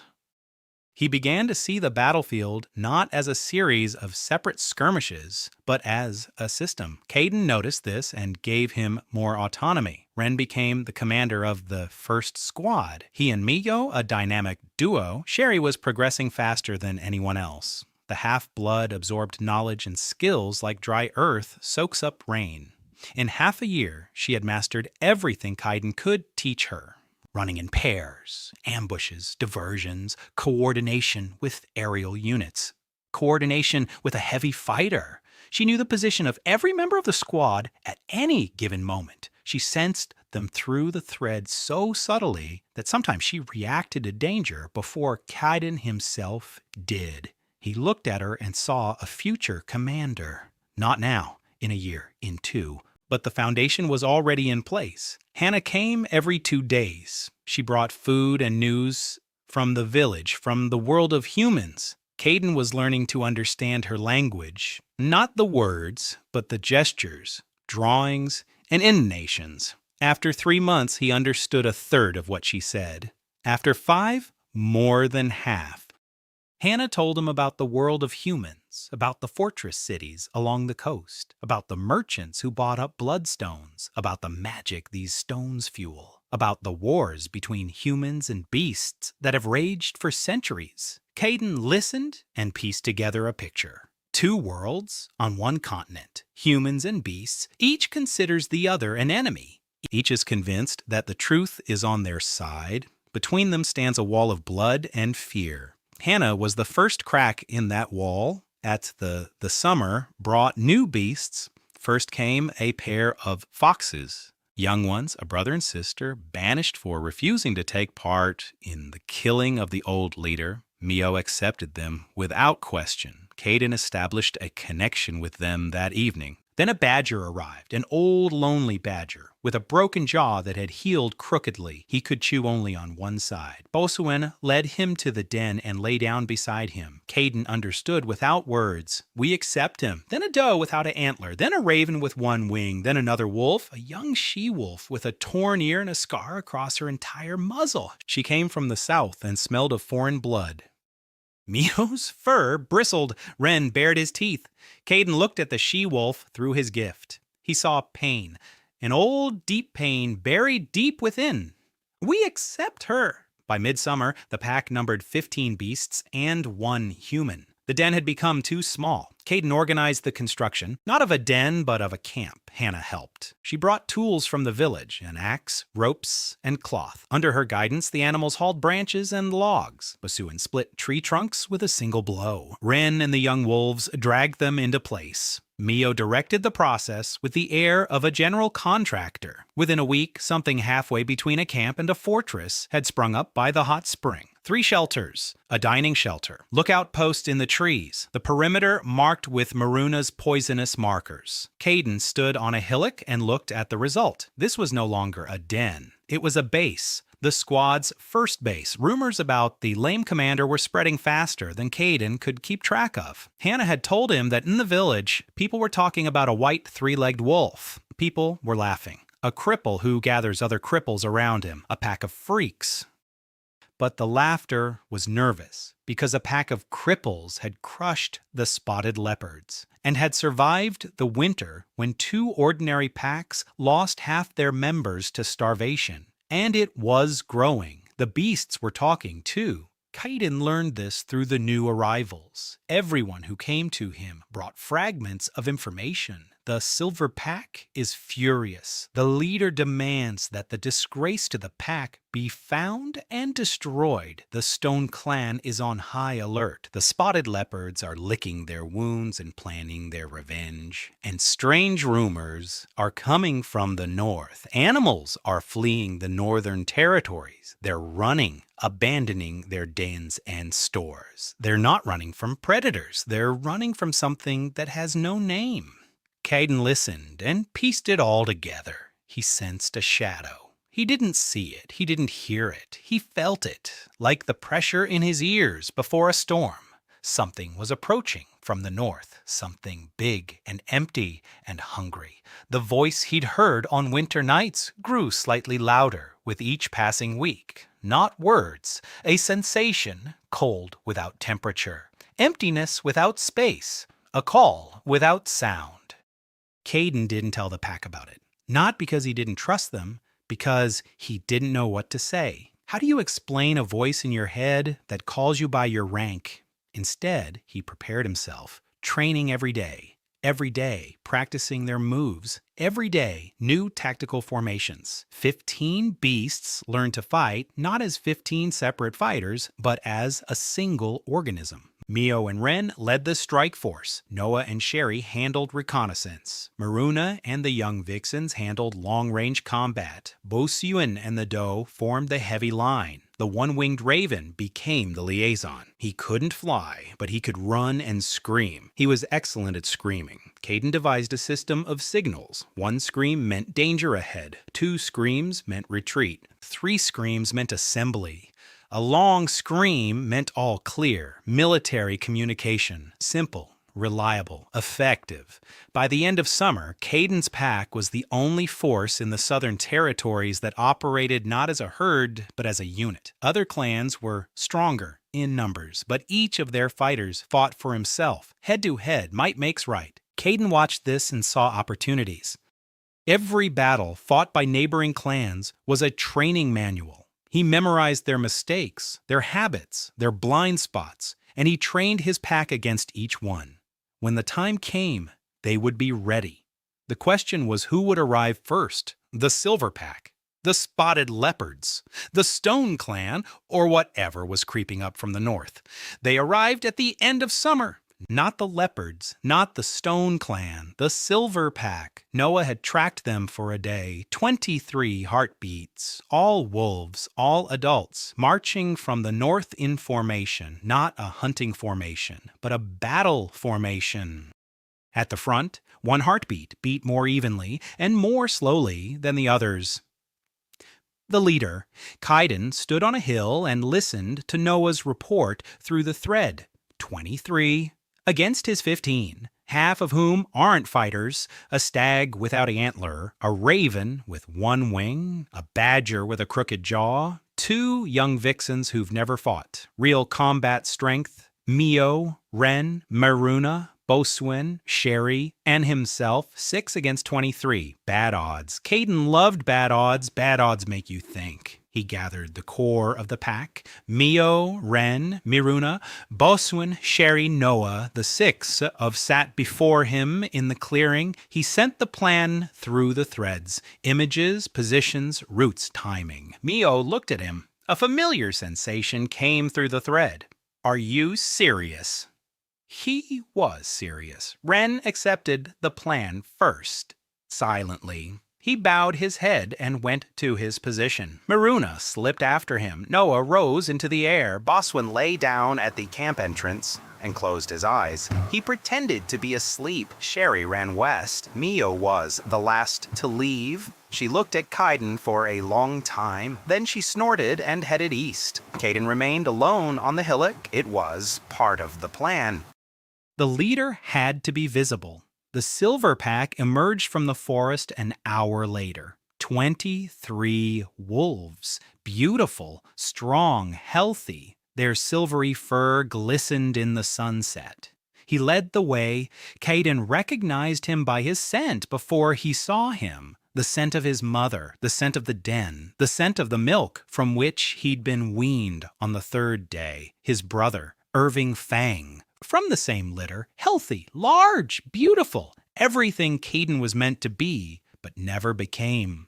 Irving stopped at the edge of the clearing and saw Kaiden, a small white teenage wolf on a hillock, a stump where his right paw should have been, standing alone. Behind him lay an empty camp. Irving was a head taller and twice as heavy. His fur was dark gray with a silver stripe down his spine. His eyes were yellow, like his mother's, but the expression was different. Not cold calculation, rage. The quiet, steady, searing rage of a beast that had come to kill. Kaiden looked at him and saw through his gift. Irving had grown up in the shadow of the story about his disgraced brother. All his life, he'd been told he was the proper son, strong, healthy, worthy. Every time he won a fight, they'd say, "This is what our children should be like." And every time he heard something else in those words, not like that one, a cripple, a reject, a disgrace. Irving hated Kaiden not because he existed, but because he had survived. Because if a cripple can survive and grow and gather a pack around him, what does that say about a world where the weak are killed at birth? That this world is wrong. And if the world is wrong, then Irving had spent his whole life winning by rules that were worthless. He hadn't come to kill an outcast. He had come to kill a mirror. Irving growled a deep, low growl. 22 wolves behind him picked up the growl. The ground shook. Kaiden stood on the hillock and didn't move. Irving lunged forward. 22 wolves surged after him. An avalanche of silvery bodies rolled across the clearing. Kaiden waited. He counted his steps. He counted the seconds. Irving was 20 paces away when Kaiden leaped off the hill to the right and ran, not away from Irving, along the trail. Irving rushed after him, a predator's instinct. If the prey is running, catch it. 22 wolves turned to follow. Their formation fell apart. They ran in a mob. That's exactly how it was. Kaiden ran on 3 legs along a trail he knew by heart. Every rock, every root, every turn. As Irving didn't know the trail, he knew only the direction. Forward, catch up, kill. At the turn by the old oak, Maruna struck 3 spits from beneath the roots. The 3 wolves in the front line were blinded. They rolled across the ground, howling. The rest scattered to the sides. The formation collapsed completely. Kaiden veered left. Irving followed him. The 5 fastest wolves followed Irving. The rest fell behind. The pack split. The first phase of the plan was complete. On the narrow trail between 2 boulders, Ren struck from the side. He rammed into the outermost wolf and sent it flying into the bushes. They grappled. Ren growled and bit, not to kill but to hold it back. The wolf was larger, but Ren fought smarter. He evaded the wolf's grips and struck at its paws. He let himself be knocked down. A minute, 2. The second wolf rushed to the first one's aid. Sherry burst out from behind the boulder. The half-breed pounced on the second wolf from above. The lynx's claws on the she-wolf's paws. 2 worlds in a single strike.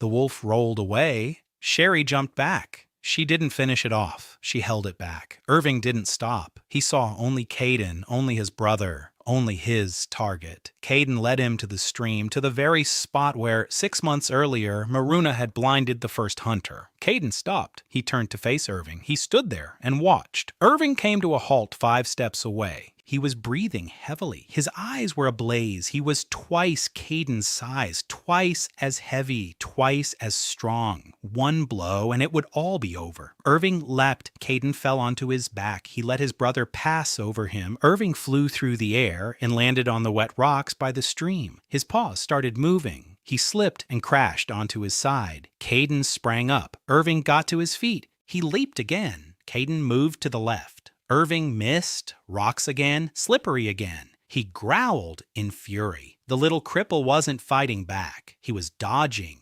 taunting him. Irving attacked a third time, a fourth time, a fifth time. Every time he missed. Every time Caden was half a step out of the way. Not faster, more precise. 3 paws moving without a single wasted motion. Every step calculated. Every evasion planned. Irving fought with brute force. Caden fought with his wits. On the 6th attack, Irving stopped. He stood there, breathing heavily. His sides were heaving. Foam was at his mouth. His eyes were wild. Caden stood before him, not out of breath, not wounded. He looked calm. Irving growled, but the growl wasn't as confident anymore. Something else had emerged within him. Through his gift, Caden could see that something important was shattering inside Irving, the entire structure upon which his life was built. I am strong. I am right. The weak must die. The 3-legged brother was supposed to have died in the snow, but the 3-legged brother was alive, and he stood before him, and he was laughing without laughter, with his calm eyes. Meanwhile, on the main clearing, Mio was leading the second part of the operation. The 17 wolves of the Silver Pack, now leaderless, were darting about the forest. Noah was howling from above, disorienting them with cries coming from different directions. Young vixens darted between the trees, luring individual wolves into ambushes. Bosuin stood on the trail like a stone wall. Every wolf that tried to break through to the camp ran into the 400-pound vicious bear. Not vicious, calm, which was even more terrifying. The wolves weren't cowards. They were confused. They were used to fighting in formation behind their leader. Without their leader, they were 22 individual fighters, each of whom didn't know what to do, against a pack that functioned as a single organism. By sunset, the battle was over. Not a victory, not a defeat, a stalemate. The silver wolves lay scattered throughout the forest, beaten, blinded, stunned. Not a single one was dead. Caden had ordered through the threads not to kill, not a single one. Irving stood before Caden by the stream. They stood facing each other for a whole hour, in silence, as the sun sank behind the trees, as the shadows grew longer, as the forest fell silent. Then Irving bowed his head, slowly, heavily, as if his neck wouldn't bend. He laid his muzzle on the ground before Caden. Not submission, not an acknowledgement of leadership. Exhaustion, that very exhaustion from which even strength offers no refuge. Caden lay down before him, nose to nose, just as he had lain before Ren. Just as he'd lie down before everyone who came to him broken. He looked into his brother's eyes and sent a message through his gift, not words, a feeling. You're not my enemy. You're just another one who's been abandoned, just abandoned by your mother in a different way. Irving shuddered, his whole body. He closed his eyes, and for the first time in his life, he whimpered, quietly, like a puppy. Like the puppy he had been when his mother carried his brother out into the snow and he lay in the den, listening. As the silence beyond the wall grew ever quieter, the thread did not flare up. Irving didn't recognize Caden as their leader. Not this time, but something cracked in the wall between them. A crack, the first one. Irving stood up. He looked at Caden, turned around, and walked into the forest alone. His pack followed him, the battered, limping, silent ones. They were heading north. Caden stood and watched them go. Mio approached and sat down beside him. A sensation came through the thread. Surprise. You let him go. Caden looked at her. He wasn't my prisoner. Mio was silent for a moment. Then she snorted. And Caden sensed something new through the thread. Not approval. Something deeper. Respect that could no longer be measured. After the Silver Pack left, silence fell. A week, 2, 3. The forest was silent. Caden didn't trust the silence. The calm before the storm is worse than the bombardment. He doubled the patrols. Noah flew twice a day instead of once. Ren and Sherry patrolled the perimeter in pairs. Maruna placed poisonous markers in 3 rows around the camp. But the attack didn't come from there. Hannah ran in at dawn, no bag, no food. She ran so fast that she fell at the camp entrance and lay there gasping for air. Caden approached her. She grabbed his fur and began to speak. Quickly, disjointedly. He didn't understand every word, but he got the gist. The tone, the fear, genuine animal fear in the voice of a human who isn't afraid to walk alone through a forest full of predators. Something had happened in the village. Caden sent Mio with Hannah. The fox knew how to approach human settlements unnoticed. They left and returned 4 hours later. Mio was calm, too calm, the kind of calm that sets in when the news is so bad that your emotions simply shut down. Through the thread, Mio transmitted images. The village is intact, the people are alive, but there's a detachment on the northern road. Men in heavy armor, armed. Not village hunters, professionals, beast hunters from the fortress city. 12 of them. They have cages on wheels with them, empty ones. They've come for the beasts, for specific beasts, for a pack of white 3-legged wolves. Caden listened and thought. Beast hunters, city ones, professionals.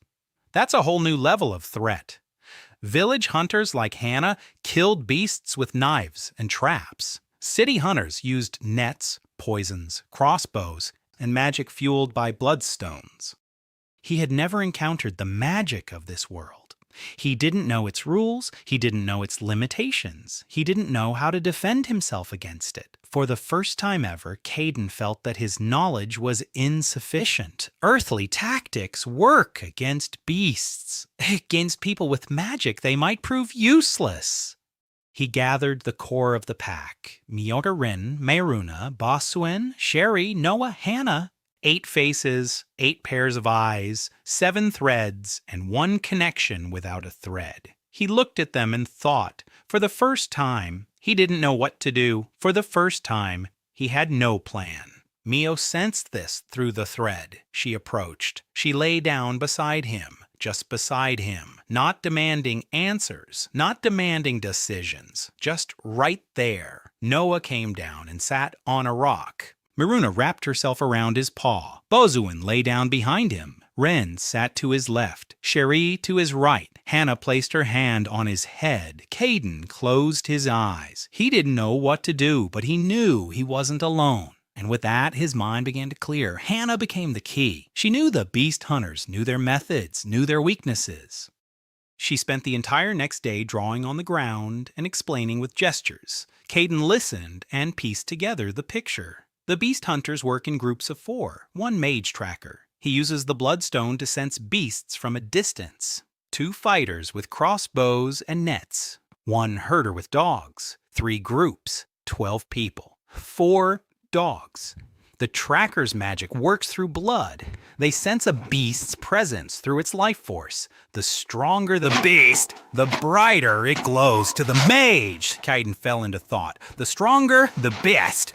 After half a year of accelerated development, his pack glowed to the mage, like a bonfire in the dark. Mio, with her upgraded body. Noah, with her incredible hearing. Maruna, with venom that burns through stone. Boswen, with his awakened muscles.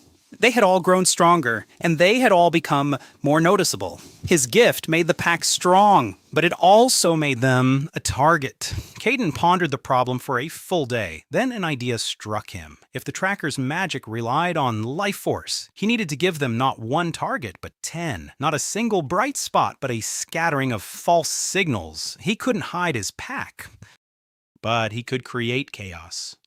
The pack worked for 3 days. Caden sent Ren and Sherry north. They ran through the forest, leaving trails. Lots of trails, everywhere, crisscrossing. confusing, circular. Maruna crawled over the rocks, leaving poisonous marks in places where the pack had never been. Mio dragged pieces of meat along the trails, creating false scent trails. Noah flew over the forest, scaring off other animals and forcing them to flee, leaving their tracks on top of the packs. After 3 days, the forest around the camp had turned into a labyrinth of tracks and scents that no tracker could untangle.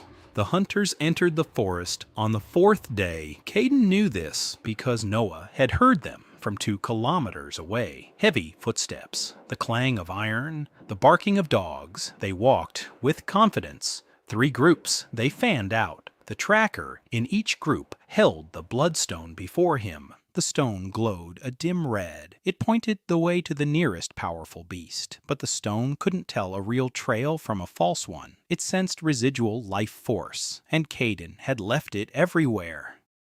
The first group headed west, following Wren's trail, which meandered through the forest for 3 hours before looping back. The second group went north, following Mio's trail, which ended at the river where the fox had entered the water and emerged a kilometer away. The third group went east, straight to the decoy camp that Caden had set up that day. Empty shelters, old bones, the scent of beasts. It all looked like an abandoned campsite. The hunters had wasted half a day on false trails. By evening, they were angry and exhausted. The dogs were worn out. The trackers were arguing with the fighters. Stones were flying in all directions. Caden waited. That night, the hunters set up camp by a stream. They built a fire. They pitched their tents. A sentry stood guard with a crossbow. The dogs were tied up. Caden watched from a hillock 100 paces away. Mio and Wren were nearby. They waited. At 3 in the morning, when the sentry began to doze off, Caden gave the signal. Maruna slipped toward the dogs. 4 precise spits. A microdose of poison. Not to kill, to put them to sleep. The dogs went limp, one after another, quiet, without a sound. Sherry crept up to the tent with the gear. With her teeth and claws, she tore open the fabric and pulled out a bag of nets. She dragged it into the forest. Noah dove over the campfire and flapped her wings. The embers scattered. The sentry jumped to his feet. Fall. A year of life. Caden stood on a hillock and counted. 365 days. A year ago, he had been lying in the snow under a fir tree, gnawing on bark. Now he stood on the hillock with 28 animals and 1 human behind him. 28. 13 more had joined them over the summer. 2 lone wolves from the eastern wastelands. A family of 4 badgers. A lynx with a paralyzed hind leg. 3 crows that had stuck together ever since humans had decimated their flock. An old antlerless male deer whom his own herd had driven out for refusing to fight during the rut. And a snake, another snake. This one with fangs, but deaf. Completely deaf. Maruna accepted her without a word. They communicated through touch, body language that requires no hearing. Caden established a connection with each one. 28 threads, 28 warm spots in his chest, each with its own frequency. Each with its own color. He had learned to distinguish them instantly. Mio's was warm and steady. Noah's was sharp and subtle. Maruna's was hot and dense. Bosuan's was deep and slow. Wren's was fast and precise. Sherry's was bright and changeable. 28 voices in a choir he conducted every day. Caden's body had reached maturity earlier than usual. The gift accelerated the development not only of those connected to him, but of himself as well. At 1 year old, he looked, too, a full-grown wolf. Not the largest. Wren was bigger, but the most muscular. Muscles on 3 paws working for 4 gave him a body that looked as if it were cast from metal. White fur with silver on his mane and tail. The stump of his right paw, covered in coarse fur, jutted out from his shoulder like the stump of a banner. His eyes had changed the most, not the color, the depth. Caden looked at the world through eyes that held 2 lives and 1,000 decisions. Beasts encountering him for the first time would freeze at that gaze. Not out of fear, out of something else. From the feeling that this beast sees you, not the surface. You. The camp had turned into a settlement, 3 tiers of shelters on the hillside. The bottom tier for the heavy ones, boswin, deer, and badgers. The middle tier for the main group, wolves, foxes, and lynx. The top tier for Noah and the ravens, a lookout platform. A hot spring in the center. Hannah had built a shelter over it out of branches and hides. Caden didn't ask where she'd gotten the hides. Some questions are better left unasked. The pack's territory had expanded. 3 kilometers in every direction from the spring. Patrols every 4 hours. The signaling system Caden had developed worked flawlessly. Noah heard everything. The ravens relayed signals to one another. Maruna and the Deaf Snake controlled the southern perimeter with a double poisonous barrier. Ren led the first squad of 6 fighters. Sherry led the second, consisting of 5. Mio coordinated the rear and supplies. Bosuen, along with the deer and the lynx, made up the heavy unit. Hannah served as the liaison with the human world. 29 creatures, a small army. Caden knew it wasn't enough. 29 against what was coming from the north. Against the clans that hadn't forgiven the humiliation, against the humans who would return with greater force. Not enough. But better than a year ago, when he'd been alone in the snow beneath a fir tree. The change came in mid-fall. Noah spotted him at dawn. A heartbeat. One, a wolf's. Familiar, steady, and slow. The leader, Irving Fang, was heading toward the camp alone. No pack, no hunters. Alone. Caden went out to meet him. They met in a clearing by the old oak tree. 2 from the same litter, white and gray, 3-legged and 4-legged. Caden noticed the changes. Irving had lost weight. His fur was dull. His eyes were different. Not rage, not hatred, something else. Weariness, but not of the body, of the soul. Irving sat down, silently. Caden sat across from him, silently. 2 wolves sat facing each other and remained silent. A minute, 5, 10. Then Irving lowered his head. Not like last time. Not from exhaustion after a fight.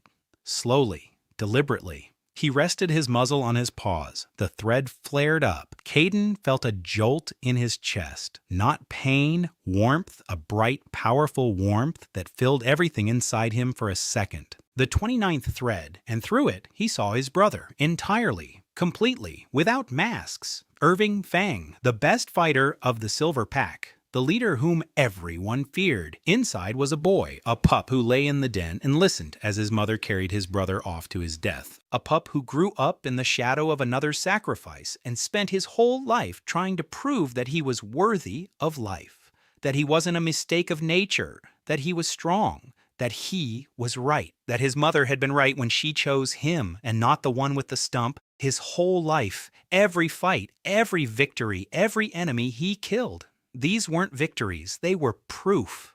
I don't need to go out into the snow. See? I'm strong. I don't need to go out into the snow. And here he is, sitting in front of that very same brother, in front of the cripple, in front of the reject. And the cripple didn't die. And the cripple is stronger than him. Not physically, in a different way. And everything Irving had been striving for his whole life crumbled in an instant. He didn't come to give up. He came because he had nowhere else to go. Caden lay before him and said nothing. Through the thread, he sent a single sensation. No one gives up here. Irving closed his eyes and fell asleep. Right there in the clearing. Mio approached an hour later. She looked at the sleeping Irving, then at Caden. A sensation came through the thread, a complex one, many layers, distrust, caution, understanding, and somewhere deep at the very bottom, acceptance. The fox lay down next to Irving, without touching him, just beside him. Irving woke up 3 hours later. He opened his eyes and saw an old fox lying next to him. A blind eagle was perched on a branch. A snake was peering at him from under a rock. A half-breed was standing behind a tree, staring at him with open curiosity. And at the entrance to the camp, a huge bear raised its head and was looking at him with one eye. And in the midst of it all, his 3-legged brother sat there, looking at him calmly. Irving stood up. He brushed himself off. He looked at Caden, and for the first time in his life, he didn't look away. A pack of 30. Irving's arrival changed everything. Not because he was a strong fighter. He was a strong fighter, but the pack already had strong fighters. Irving changed everything because he was the leader of the Silver Pack, the former leader. His departure meant that the Silver Pack was left without a leader. That meant chaos. The young wolves fought for the alpha's place. The old ones left. The pack was falling apart at the seams. A week after Irving's arrival, 4 more came. Silver wolves. Those who remembered the fight by the stream. Those who saw Irving lower his head. They didn't come for Irving. They came for Caden. Pack 34. A month later, a delegation. 3 old leaders from different clans. Outcasts. 1 from the Stone Clan, banished for letting a wounded enemy go instead of finishing him off. The 2nd from the River Clan, banished for accepting a half-blood into the pack. The 3rd from the Prairie Clan, banished for dividing the food equally instead of letting the leader eat first. 3 old men, 3 leaders who were too kind for a world where kindness is considered a weakness. They came to Kaiden because they had heard the lame commander doesn't abandon anyone. With the lame commander, weakness isn't a death sentence. With the lame commander, it's okay to be kind, and there's no shame in it. Caden accepted them, every single one. One thread flared after another. 37. Mio looked at him that evening. Through the thread came a feeling he hadn't expected from her. Pride. The quiet, calm pride of an old fox who had carried the shame of her mercy for 10 years, and who had finally seen a world where mercy had become the law. That night, Caden lay on the hilltop and looked down at the camp. 37 beings slept below. His beings, his responsibility, his pack, his army, which wasn't yet an army but was becoming one with each passing day. The wind blew from the north, cold. The first snow of the second winter fell on the night Kaiden saw them. Noah sounded the alarm an hour before dawn.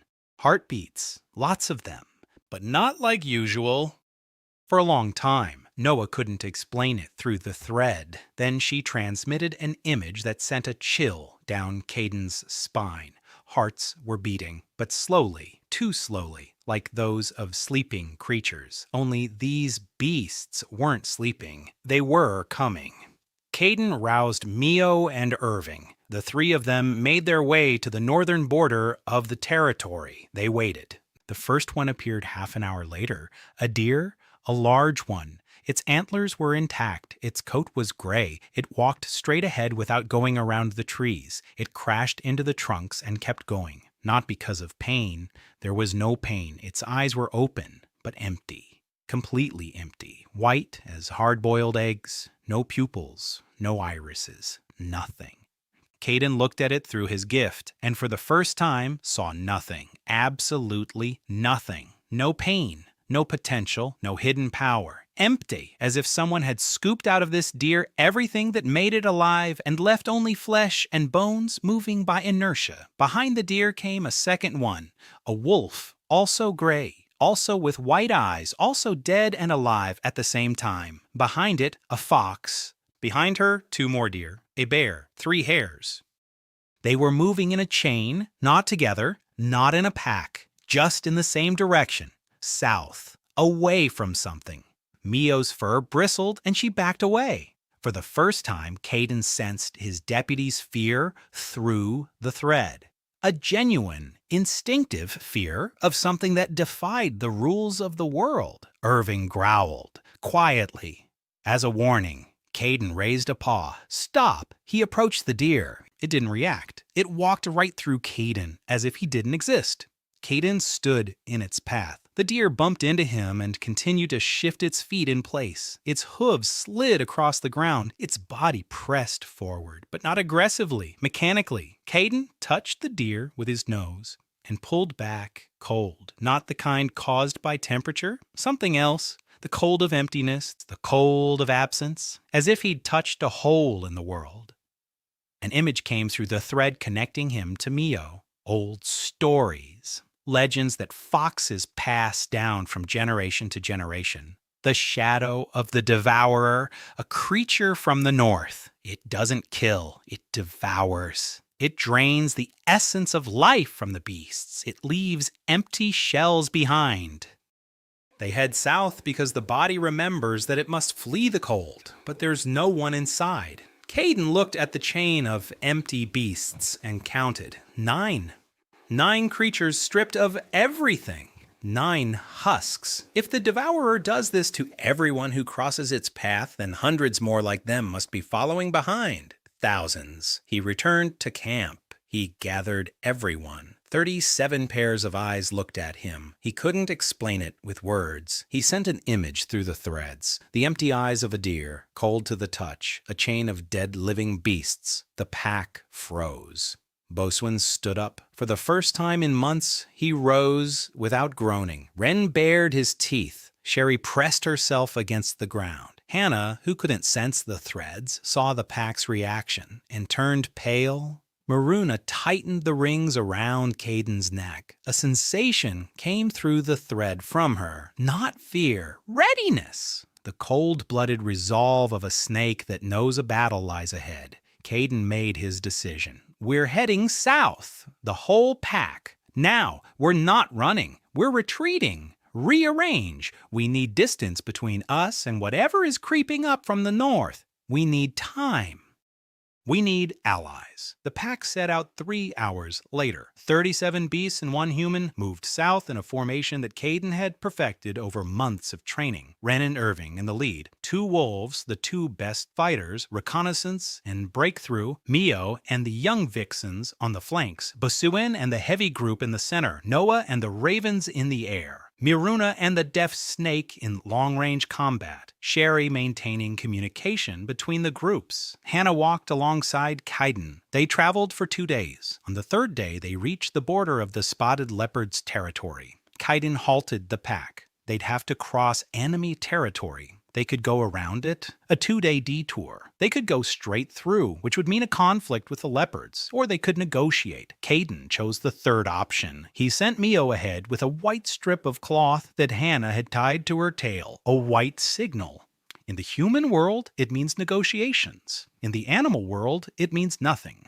But the leopards saw Mio and didn't attack. Curiosity proved stronger than aggression. The leopard's leader came out to meet them. An old, large beast with a torn ear and a scar on his muzzle. The very same one that Caden's pack had beaten up that spring. He looked at Caden. Caden looked at him. 2 leaders, former enemies. Caden sat down. He didn't lie down. He didn't lower his head. He sat and looked at the leopard calmly, as one equal to another. Then he turned toward the north. Bars followed his gaze. A chill was blowing in from the north. An empty, lifeless chill that had nothing to do with winter. Bars understood. He'd seen the empty beasts, too. They'd passed through his territory 3 days ago. His fighters hadn't been able to stop them. Not because they were weak, because there was nothing to stop. An empty shell doesn't fight. It just walks, and on and on. Bars looked at Caden. Caden looked at Bars. The bond didn't spark. Bars didn't recognize Caden as a leader, but he nodded, like a beast, heavily, and stepped off the trail. Caden's pack passed through the spotted Bars' territory without a single clash. Behind them, at a not part of Caden's pack, nearby, moving parallel, not allies, traveling companions. For now. On the 4th day of the march, Caden led the pack to a wide valley between 2 mountain ranges. A river below, forest on the slopes, open space, good visibility. It would be hard to approach unnoticed. Here, a new base, temporary, but sufficient. The pack set up camp in a day. Experience. Everyone knew their job. Boshuan split logs. Wren and Irving hauled them. Mio gave orders. Hannah built. Noah stood guard. By evening, the camp was set up. That same evening, the leopards arrived. 10 of them. They stopped 100 paces away. They didn't come closer. They waited. Caden went out to meet them. The leopard's leader looked at him and lay down, slowly, on the ground. 10 threads flared up, one after another. Caden stood there and felt his chest fill with warmth. 47, a pack of 47. Winter descended on the valley, but the pack was ready. 47 beasts and 1 man. Caden stood on a ledge above the camp and looked at what he had built over the course of a year. 2 tiers of shelters along the slope, 3 lookout points, a perimeter of poisonous markers, a signaling system, patrols, training twice a day. This was no longer a pack, it was a garrison. Hannah had gone to the village for 3 days and returned with news that Caden had been expecting to hear. The city hunters were assembling an expedition, a large one, not 12 people, 50, with mages, with siege equipment. 1 target, the white 3-legged wolf. Rumor has it that its bloodstone is worth more than the entire annual catch of the border villages. Caden listened and nodded. As expected, the second piece of news was worse. 3 clans had declared an alliance, the Silver Pack under a new leader, the Stone Clan and the River Clan. All 3 are joining forces. The goal is the same, to destroy the lame commander and his pack of scum before it grows to unmanageable proportions. Caden listened and did the math. 50 beast hunters with magic. 3 clans. Silver Pack has about 30 fighters after the split. Stone Clan 40, River Clan 25. Total 50 humans and 95 beasts, 145, against his 47, a third of whom aren't fighters. The numbers weren't just bad, they were catastrophic. Caden thought for 3 days. He didn't sleep. Mio lay beside him and remained silent. She didn't offer any solutions. She gave him the silence he needed to think. On the 3rd day, Caden called a council meeting. The core of the pack, Mio, Irving, Ren, Noah, Miruna, Boswen, Shara, Hannah, the leader of the leopards, whom Caden called Targo. 9 pairs of eyes. He sent a plan through the threads. Not a battle plan, a survival plan. The pack couldn't defeat 145 enemies in open combat. But the pack didn't need to win. They need to make sure that defeating them costs more than retreating. Hannah became the key once again. She knew the human world. She knew what drove them. Bloodstones, profit, reputation. If they could make the cost of the operation exceed the expected profit, the beast hunters would leave. They aren't fanatics, they're businessmen. The clans are more complicated. They're driven not by profit, but by fear. Fear that order is crumbling, that the weak are rising, that the hierarchy is breaking down. This fear can't be eliminated with a single battle, but they can demonstrate something. You can show that the hierarchy no longer works, that the world has changed, that something is coming from the north against which all the old rules are meaningless. Caden had been preparing for 3 weeks, training every day, rehearsing strategies every day. He divided the pack into 4 groups. First, the strike force, Ren, Irving, Targo. The 15 best fighters. Their mission, to intercept the clans and hold them off, not to defeat them, to hold them off. Second, sabotage, Mio, Maruna, Sherry, young foxes, snakes. Their mission, poachers, false trails, poisonous traps. Night raids, to make life a living hell for 50 hunters. Third, air unit, Noah, the crows, reconnaissance, communication between groups, early warning. Fourth, reserve and defense, Bojan, the doe, badgers, all non-combatants, protecting the camp, protecting the wounded, protecting Hannah, who was supposed to do something special. Caden asked Hannah to go to the village and do what she feared most of all. Tell the people the truth, not about the pack, but about the devourer, about the empty beasts coming from the north, about how soon these empty shells would reach human settlements, and then people would have other things to worry about besides hunting wolves. Hannah looked at Caden for a long time. Then she nodded and left. Caden watched her go and felt that connection, which wasn't a thread, but was something no less strong. Hannah returned 5 days later, not alone. 12 people followed her. Young hunters from the village, armed, on guard, frightened, but they had come. Hannah told them about the hollow beasts. She showed them the deer that Caden had captured and tied up near the camp. The deer with white eyes that stood there, shifting its weight from one foot to the other. The people looked at it and turned pale. This isn't a figment of the imagination. This isn't a fairy tale. It stands right before them, stamping its hoof on the ground while staring into nothingness with empty, milky eyes. 12 people stood beside the herd, not in the herd, beside it. For the first time in the history of Earnhall, humans and beasts were preparing for battle, side by side. Caden stood on the ledge and looked down at them all, the beasts below, the people to the side. Between them, Hannah, the bridge. The first brick had become a wall. The enemies arrived a week later, clans from the east, beast hunters from the west. At the same time, it was no accident. It was coordinated. Someone had made a deal. The people in the clans had united against Kaiden's pack. The irony was so thick that Mio snorted. The clans struck first. 95 beasts rolled out of the forest in a wave of fangs and claws. Ren met them on the trail. 15 fighters from the first group stood as a wall. Not a little wall, a wall. A formation the beast world had never seen before. 3 rows. The first row, the heavy hitters, Irving and Targo on the flanks, wolves and leopards in the center. The second row were the agile ones, ready to close any gap. The third row was the reserves. Fresh fighters to replace the weary ones. Rotation every 10 minutes. The clans weren't prepared for this. They were used to a chaotic melee, to a battle where the strongest prevails. Instead of a free-for-all, they faced a wall that wouldn't break. A wall that bent but didn't snap, a wall that took out one fighter after another with the methodical precision of a meat grinder. Irving fought as he had never fought before in the Silver Pack. Not for himself, for the formation, for the one standing next to him. He covered Targo's flank, Targo covered his. 2 former enemies stood shoulder to shoulder and held the line. Miruna worked from the second row. Precise spits of poison over the heads of her own men. Blinded enemy fighters fell out of the ranks one by one. The silent snake worked nearby. 2 female snipers, long-range combat. While the first group held off the clans, Mio's sabotage team struck the beast hunters.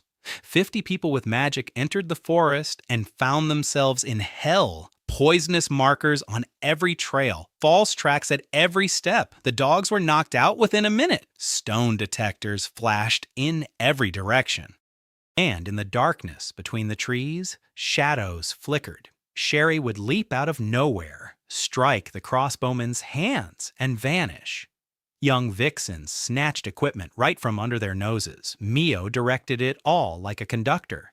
The old vixen, who was over 12, moved faster than the young ones. Cotton's thread had done its job. At 10 years of solitude had been condensed into half a year by the commander's side. Mio wasn't aging. Mio was coming back. The battle lasted all day. By sunset, 27 fighters remained in formation from Caden's pack. The rest were wounded. Basuan had fallen, shielding Sherry from a stone bear's blow. Alive, breathing, but unable to stand. Ryan was limping on his hind leg. Targo was bleeding out from a gaping wound on his side. Hannah bandaged people and beasts indiscriminately. Her hands were red up to her elbows, but they didn't tremble. The clans had suffered greater losses. 37 fighters out of 95 lay on the ground. The beast hunters lost 8 men to injury and all their equipment. The battle wasn't won, but it wasn't lost either. And that was a victory. Because 145 had come to destroy 47 and failed. At sunset, the battle stopped of its own accord. Both sides were exhausted. Both sides were covered in blood. Between them lay a clearing rutted by paws and hooves.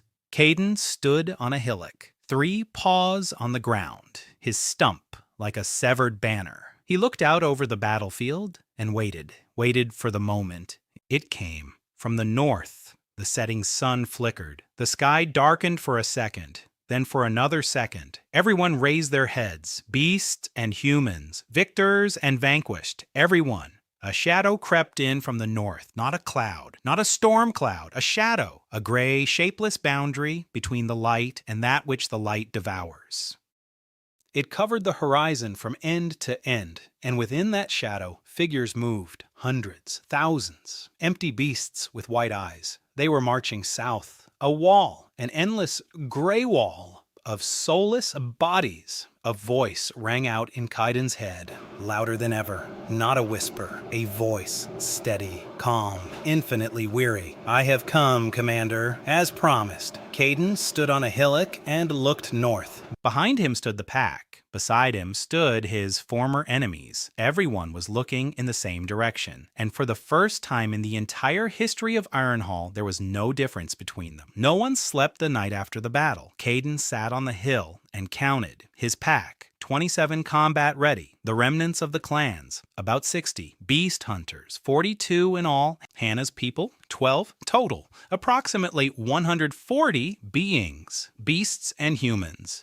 Yesterday, they had tried to kill one another. Today, they sat on opposite sides of the clearing, gazing north at a shadow that didn't move. It simply stood on the horizon, waiting. The leader of the Stone Clan arrived first, a massive gray-haired bear. He approached Kaiden and sat down across from him. He didn't lie down. He sat. There was no peace between them, a truce.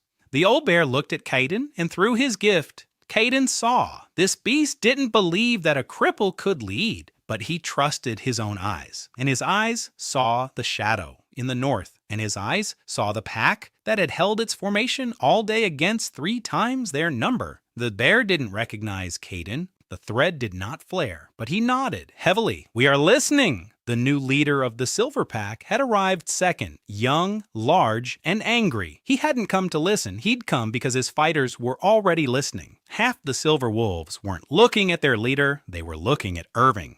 And Irving was looking at Kaiden. The young leader realized he was losing his pack and hated everyone for it. But the shadow in the north was greater than his hatred. The senior hunter arrived last. A man in heavy armor with 3 bloodstones on his belt. He approached Kaiden and stopped. The man looked at the wolf. The wolf looked at the man. Hannah stood between them.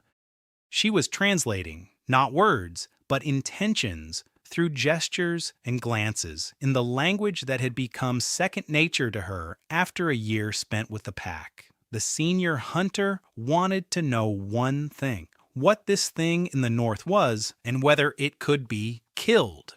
Kaiden didn't know the answer to the second question, but he knew the answer to the first. He sent an image through the threads to everyone connected to him and asked Hannah to convey it to the people in her own words. The Devourer.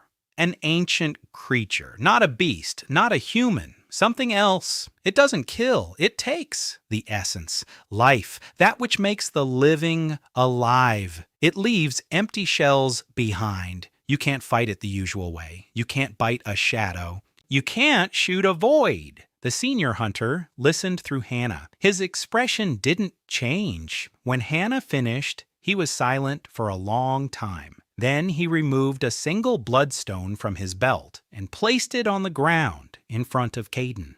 Not a gift, a gesture. "We're with you, for now." Kaiden nodded.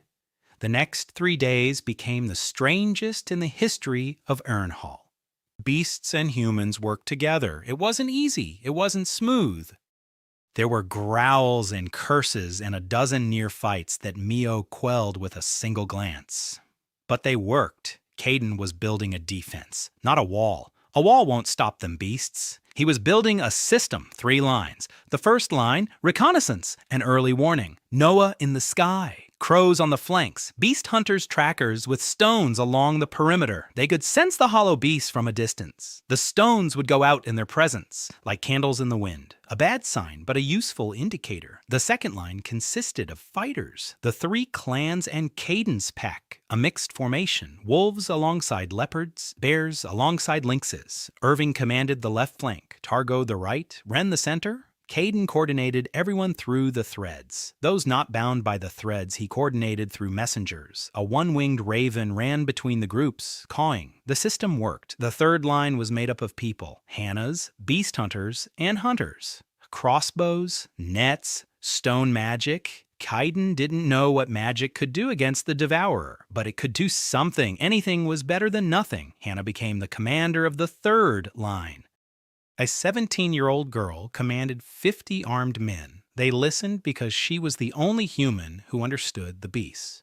She knew how a pack moved. She knew how to read their signals. She knew when to attack and when to wait. She stood between two worlds and held them together. On the fourth day, the shadow began to move. Noah gave the signal at dawn. 3 long cries. They're coming.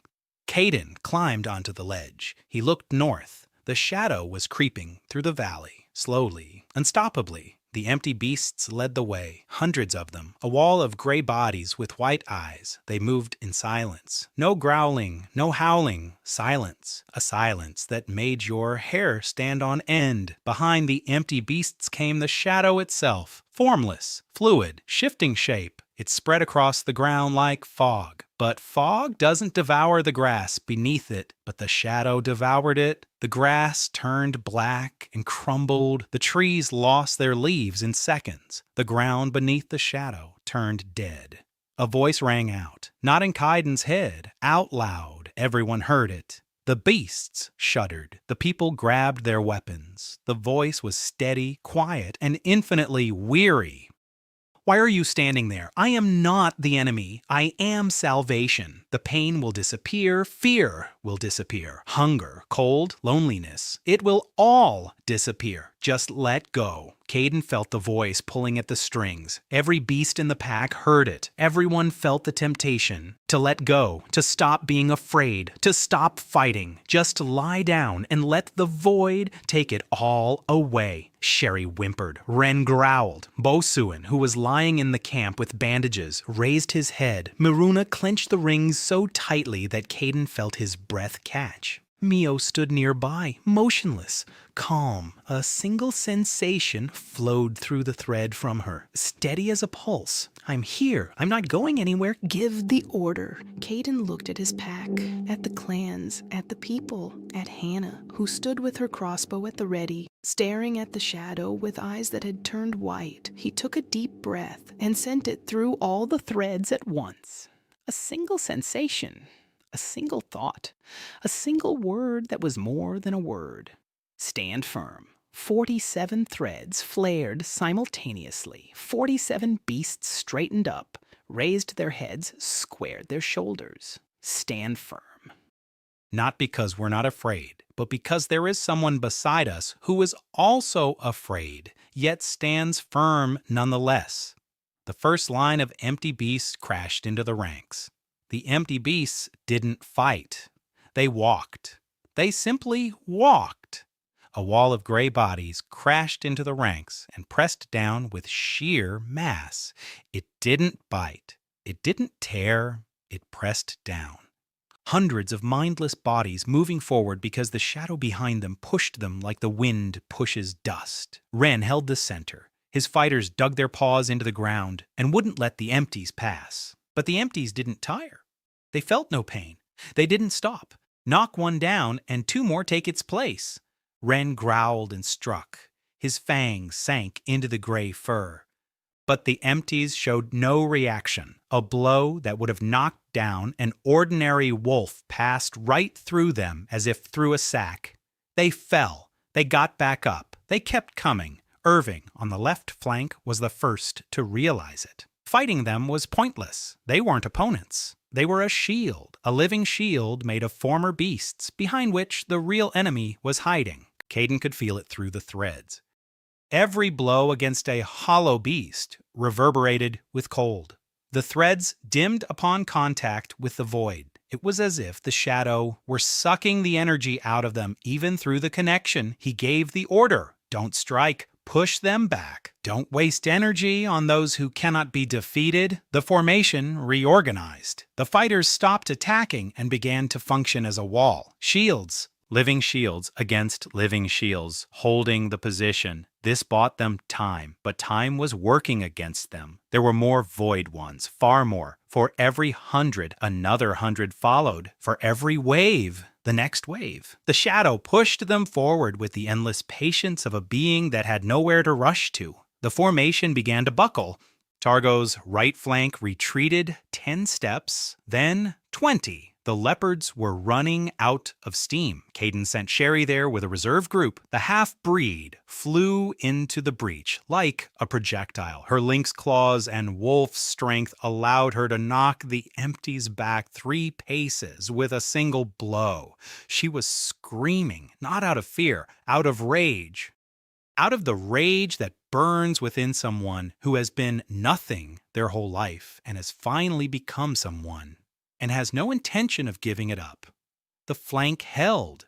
By noon, Caden realized they would lose this way.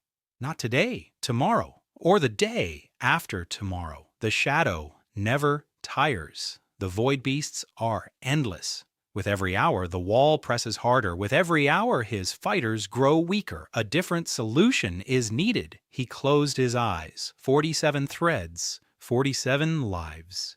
Each thread led to a being he knew better than himself. Their pain, their strength, their potential.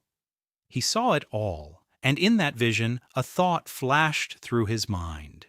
The empty beasts aren't dead, they're empty. Their essence has been extracted, but if it's been extracted, that means it's somewhere.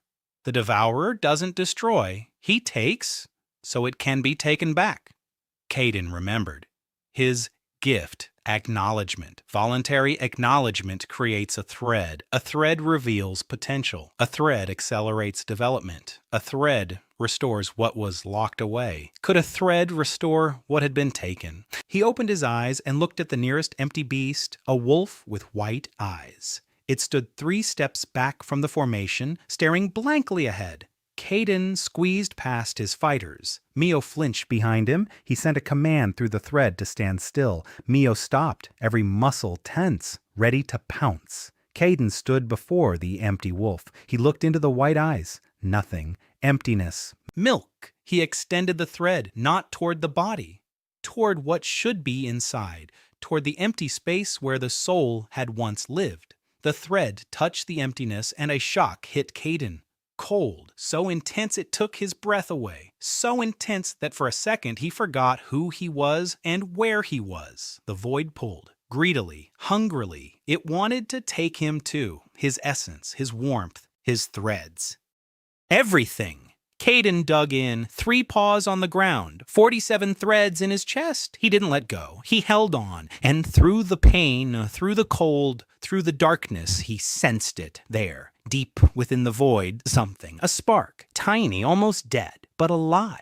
The soul of this wolf, not destroyed, locked away, hidden so deep that even the devourer himself might have forgotten about it. Caden reached out toward the spark, not with force, with warmth. Through the thread, he sent what he sent to everyone who came to him broken. I see you. You are not empty. You are not dead. You are here, and I need you. The spark flinched slightly, barely noticeably, but it flinched. Caden held on. A second, 5, 10. The cold was tearing him apart from the inside. The threads groaned under the strain. Mio whimpered behind him. She could feel through the bond what was happening to the commander. She felt the cold. She felt the emptiness. She felt him being pulled toward it. 20 seconds. The spark flickered again, stronger. The wolf's white eyes flashed. For a second, color appeared in them, yellow, then white again. Caden didn't let go. 30 seconds. 40. His paws buckled. He fell to his knees. On his chest, he lay on the ground, holding the thread. The spark inside the empty wolf flared up, slowly, painfully, slowly, like a fire in wet wood. At the 50th second, the wolf shuddered. With his whole body, his white eyes flickered yellow, white, yellow, and remained yellow. The wolf blinked, looked around, looked at Caden lying before him, looked at his own paws, and howled. High-pitched, pitiful, like a puppy that had gotten lost and been found. A thread flared up, 48th. Mio rushed to Caden. She picked him up with her muzzle. He was ice cold. His fur was covered in frost. His eyes were cloudy, but alive. Alive and smiling as much as a wolf's muzzle can smile. He knew now the empty ones could be brought back, but at a price. One soul had cost him a minute on the brink of nothingness. Hundreds of empty beasts before him. Thousands behind them. He wouldn't be able to save even 10. Not alone. He needed help. He turned to the pack. 48 threads. 48 beings staring at him. He sent a new command through the threads. Not an order, a request. For the first time ever, he wasn't commanding. He was asking, I need your strength. Not your muscles, not your fangs. Warmth. That warmth you feel through the threads. Give it to me. Not forever, just for a while. Mio was first. Warmth surged through the thread from her. Hot, bright, alive. The warmth of an old fox who had lived alone for 10 years and finally found a family. Next was Noah, the warmth of a blind eagle who had learned to fly by sound. Next was Maruna, the searing warmth of a snake who, for the first time in her life, felt needed. Behind her was Boswin, from the camp, lying on bandages, the deep, slow warmth of an old bear who had become a father again. Behind him were Wren, Sherry, Irving, and Targo, one after another. 48 streams of warmth merged into one and surged through Caden into the void. He stood up, 3 paws on the ground, eyes ablaze, fur glowing, not white, golden. The warmth of 48 souls burned within him like the sun. He stepped toward the wall of empty beasts and began to bring them back one by one. A thread to each, a spark in each, warmth in each. Their empty eyes flickered. White turned to yellow, then brown, then green. The beasts shuddered and howled, not from pain, from their return. 5, 10, 20. Each one brought back took a piece from Kaiden, but 48 threads poured back in. 30, 40. The wall of empty beasts began to crumble. The returned ones didn't move forward. They stood and looked at their paws. Some cried, some howled, some lay down and closed their eyes. The living among the living. The shadow stopped. The voice sounded again, louder, with a note it hadn't had before. Surprise, and beneath the surprise, fear. What are you doing? They're mine. I took them fairly. They gave themselves up. They chose peace. Caden didn't answer. He kept moving forward and returning them, one by one. Step by step, closer to the shadow. The shadow retreated, not quickly, not in panic, slowly, like the night retreats when the sun rises above the horizon. Not because it's afraid, because it can't hold on to what it once held. Caden kept moving forward. Each step was harder than the last. The warmth of the 48 threads warmed him from within, but he felt the flow weakening with every beast he brought back. Not because the pack was giving less, because the shadow was resisting, pushing back, cold against warmth, emptiness against life. He had brought back 63 souls, then 70, 80. At 91, his legs gave out and he fell. Mio was by his side. In an instant, she nudged his muzzle with her nose. Warmth surged through the thread. Pure, concentrated warmth from an old vixen who was giving everything she had. Caden got to his feet. He kept going. The shadow was shrinking. The empty beasts around it were thinning out. Those Kaiden had brought back stood behind him, alive, confused, frightened, but alive. Some of them were following behind him. Not because he had ordered them to, because he was the first thing they'd seen when they returned from the void. And they were walking toward the light. The pack's formation moved in behind them. Irving led the left flank. Targo, the right. Wren was in the center. Sherry flew between the groups. Noah shouted from above. Maruna crawled alongside Caden, ready to spit venom at any threat. Hannah walked with the people along the right slope. Crossbows at the ready, stones in their belts. They didn't know who to shoot at, but they kept moving, because the flock was moving, and they were part of the pack. The shadow stopped at the foot of the northern ridge. It contracted. From a shapeless mist, it became something. Its outline emerged, just as a drawing appears on wet paper as it dries. Caden watched and saw a beast, huge, bigger than a bosu, bigger than any bear, moose, or bison he'd ever encountered. Not a specific species. All species at once. A wolf's muzzle, a deer's antlers, a bear's paws, bird's wings folded along its body, a snake's tail, fur and feathers and scales all at once, all gray, all dull, like a faded painting. eyes, not white like those of the empty ones, gray, with a shadow of something that was once a color, a shadow of yellow or green or brown. Long ago, very long ago, the creature stood before Caden and looked down at him. A small white wolf on 3 legs. Before something ancient and enormous and infinitely empty, a voice sounded, not in his head, from its maw, quiet, weary. You know who I am. Caden looked at the creature through his gift, and he saw. The thread reached out toward the devourer of its own accord, without command, without intention. It simply reached out toward the largest void that had ever existed.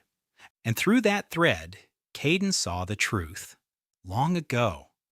So long ago that numbers lose their meaning, a beast was born on this continent, not an ordinary one, a special one. It felt the pain of others, not like Caden, differently, more deeply. It felt the pain of every living creature on the continent all at once. Every broken paw, every hungry stomach, every lonely heart, thousands, hundreds of thousands, all at once. It couldn't turn it off. He couldn't look away. He couldn't cover his ears.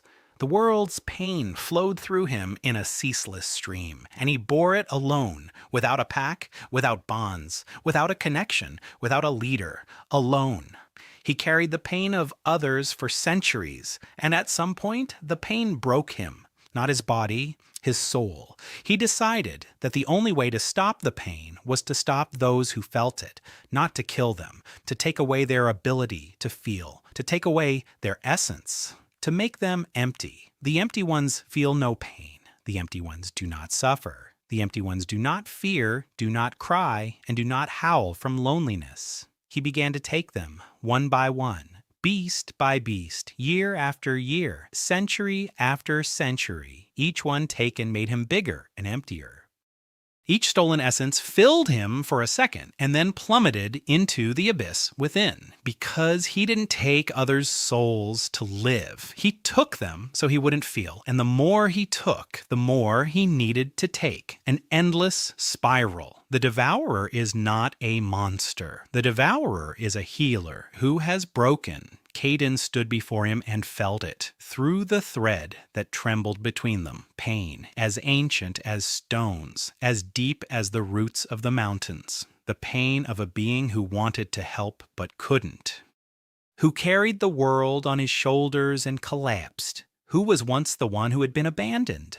Not into the snow beneath a fir tree, but into endless solitude. The devourer looked at Caden. A small wolf with a stump, with eyes in which 2 lives burned, with 48 threads in his chest, with an army of broken beasts and people behind him. Why have you come? Caden sat down before him, 3 paws on the ground, a stump jutting from his shoulder. He raised his left paw and pressed it to his chest. That very gesture, respect, recognition. The devourer froze, his gray eyes flickered. The shadow around him quivered. Caden sent a message through the thread. Not words, no images. A sensation, that very one. The one he sent to everyone who came to him, broken. I see you. You're not empty. You're not a monster. You're the one who carried too much. Alone for too long. And I'm asking you not to give up, not to disappear. I'm asking you to join my squad because I need you, not because I want you, but because you're the only one on this continent who understands another's pain just as I do. The devourer didn't move for a second, 5, 10. The shadow around him rippled in waves. Like water when a stone is thrown into it. You can't carry this. The voice was quiet, almost a whisper. You're small. You're broken. You'll break too. Caden didn't move. Through the thread, he sent another message to his pack, to everyone. Mio, who had lived for 10 years with guilt over someone else's fox cub and found peace. Noah, who was blind and became the ears of the whole world. Myrna, who was hollow and became a sniper. Bosuena, who lost a son and found 10. Rana, who was afraid of his own pack and became a squad leader. Sherry, who talked to herself for 3 years and found a family. Irving, who spent his whole life destroying the mirror and finally looked into it. Hannah, who hated her hands and found another use for them. Everyone. 48 stories of pain that became stories of healing. Not because Caden is strong, because Caden isn't alone. I'm not carrying this alone. That's the difference between us. You carried the pain of the world alone and collapsed. I carry it with them. They carry mine. We carry each other. You don't have to carry it alone. Not anymore. The devourer stood there, huge, ancient, gray. The shadow around it froze. It didn't ripple. It didn't move. It froze solid. Eyes. Gray eyes that had once held color centuries ago. Something in them flinched, like ice on a river trembling a second before it cracks. Caden extended the thread, not cautiously, not timidly, completely. With all his strength, with all the warmth he possessed, the thread touched the devourer, and the world shuddered. The thread entered the void, the abyss, the infinite space within the creature that had been devouring others' souls for centuries. And at the bottom of that abyss, Caden found a spark. Not a small one, a huge one, brighter and hotter than all 48 threads combined. The devourer's soul, not destroyed, not taken, buried. Buried beneath thousands of others' lives that he had taken, lives that lay upon it like stones on a living body. Caden reached out toward it. The 48 threads behind his back tensed. The pack sensed what was happening. Mio flinched. A sensation came through the thread from her. Not a question, a statement. I'm with you. Noah spread her wings. Miruna raised her head. Boswin in the camp opened his eyes. Ren bared his teeth. Sherry straightened up. Irving raised his head. Hannah stepped forward and placed her hand on Caden's back. The warmth of a human palm. The warmth of the world beyond the wall. The warmth of a world that, too, is ready to accept. Caden pulled, not with force, with care, like pulling a drowning person from the water, carefully, gently, but unstoppably. A spark at the bottom of the abyss shuddered. It swayed. It reached out toward the warmth. The devourer opened its maw, and a sound burst forth from it. Not a voice, not a roar, not a howl, a moan. The moan of a creature that had suppressed its pain for centuries and finally allowed it to escape. The shadow around him began to dissipate, slowly, like fog in the sun. The gray fur began to change color, faintly, barely noticeably, but it was changing. Gray turned to brown, brown turned to golden. The horns on its head grew lighter. Its wings twitched and spread. Its tail swayed. Its eyes, gray eyes in which a shadow of a color from centuries ago flashed. Yellow, bright, alive, like the sun after the rain. The devourer looked at Caden with yellow eyes, with living eyes. For the first time in centuries, he saw the world not through emptiness, but through warmth. He lowered his head, slowly, so slowly that it seemed the world had held its breath. He rested his enormous muzzle on the ground in front of the little white wolf on 3 legs. A thread flared up, brighter than all the previous ones combined. Caden felt a jolt in his chest. Not cold, not pain, warmth, so powerful that for a second he was blinded by it. And through that thread, everything the devourer had taken surged back. Thousands of souls. Thousands of lives, thousands of stories. They flew out of the shadows like sparks from a bonfire. They scattered across the continent. They returned to the bodies from which they had been taken. All across Irnhol, the hollow beasts shuddered. Their white eyes flickered. Color returned, life returned. In the clearing before Caden stood a creature, not a shadow, not the devourer, a beast, enormous, golden, with white horns and silver wings. Eyes yellow as honey, old, weary, but alive. Alive for the first time in centuries. Caden lay on the ground. He had given everything, every drop of warmth, every spark of strength. His body wouldn't obey him. His 3 paws couldn't support him. His eyes were closing. Mio ran up first. She lay down beside him, warm, Alive, Noah came down and covered him with her wing. Miruna wrapped herself around his paw. Bosuin walked across the clearing, limping, bandaged, but he walked. He lay down beside him, heavily. Ren approached and nudged his muzzle with his nose. Sherry lay down by his head and whimpered softly. Irving stood over him. The huge gray wolf stood guard over his little white brother. Hannah dropped to her knees and placed her hand on his fur. The pack surrounded him, all of them, not 48, more. The returned beasts approached, one after another. They lay down beside him. Around the little white wolf in the clearing at the foot of the northern ridge, a pack too large to count had gathered, beasts and people. Former enemies and former outcasts, formerly empty and formerly whole, everyone. Caden lay at the center of this warmth and breathed slowly, evenly. The threads in his chest flickered, quietly, calmly, like embers in a fire that hasn't gone out but waits for morning. The golden beast stood apart. It looked at the pack, at the tangle of bodies, warmth, and life. It looked with yellow eyes that held a century of solitude, and slowly stepped toward them and lay down beside them, without touching, beside them, the distance of trust that had not yet become complete. Kaiden opened one eye. He looked at the golden beast. He looked at the pack, at Mio, who slept by his side, at Noah, whose wing shielded him from the wind, at Miruna, who warmed his paw with her body, at Bozin, who snored so that the ground vibrated, at Ren and Sherry, who lay side by side and looked at peace for the first time, at Irving, who stood guard and had no intention of leaving, at Hannah, who sat nearby and wept quietly, not out of grief, but because there was more grief, more joy, and more of everything she had ever known. Caden pressed his left paw to his chest. The stump of his right paw twitched out of habit. He snorted quietly. Then he closed his eyes. The wind was blowing from the north. Not cold, not empty, just an ordinary winter wind that smelled of snow and pine needles and distant mountains. The shadow was gone. The sky was clear. Stars hung over the valley, and each one burned like a thread in the chest of a wolf born twice. And both times so, he would never give up. We don't give up, not even on you. Not even on those the whole world has abandoned. Not even on those who have abandoned themselves. We don't give up. That's an order. Caden slept. The pack breathed around him. The world was quiet and warm. And for the first time in centuries, on the continent of Ernhall, there was not a single abandoned soul.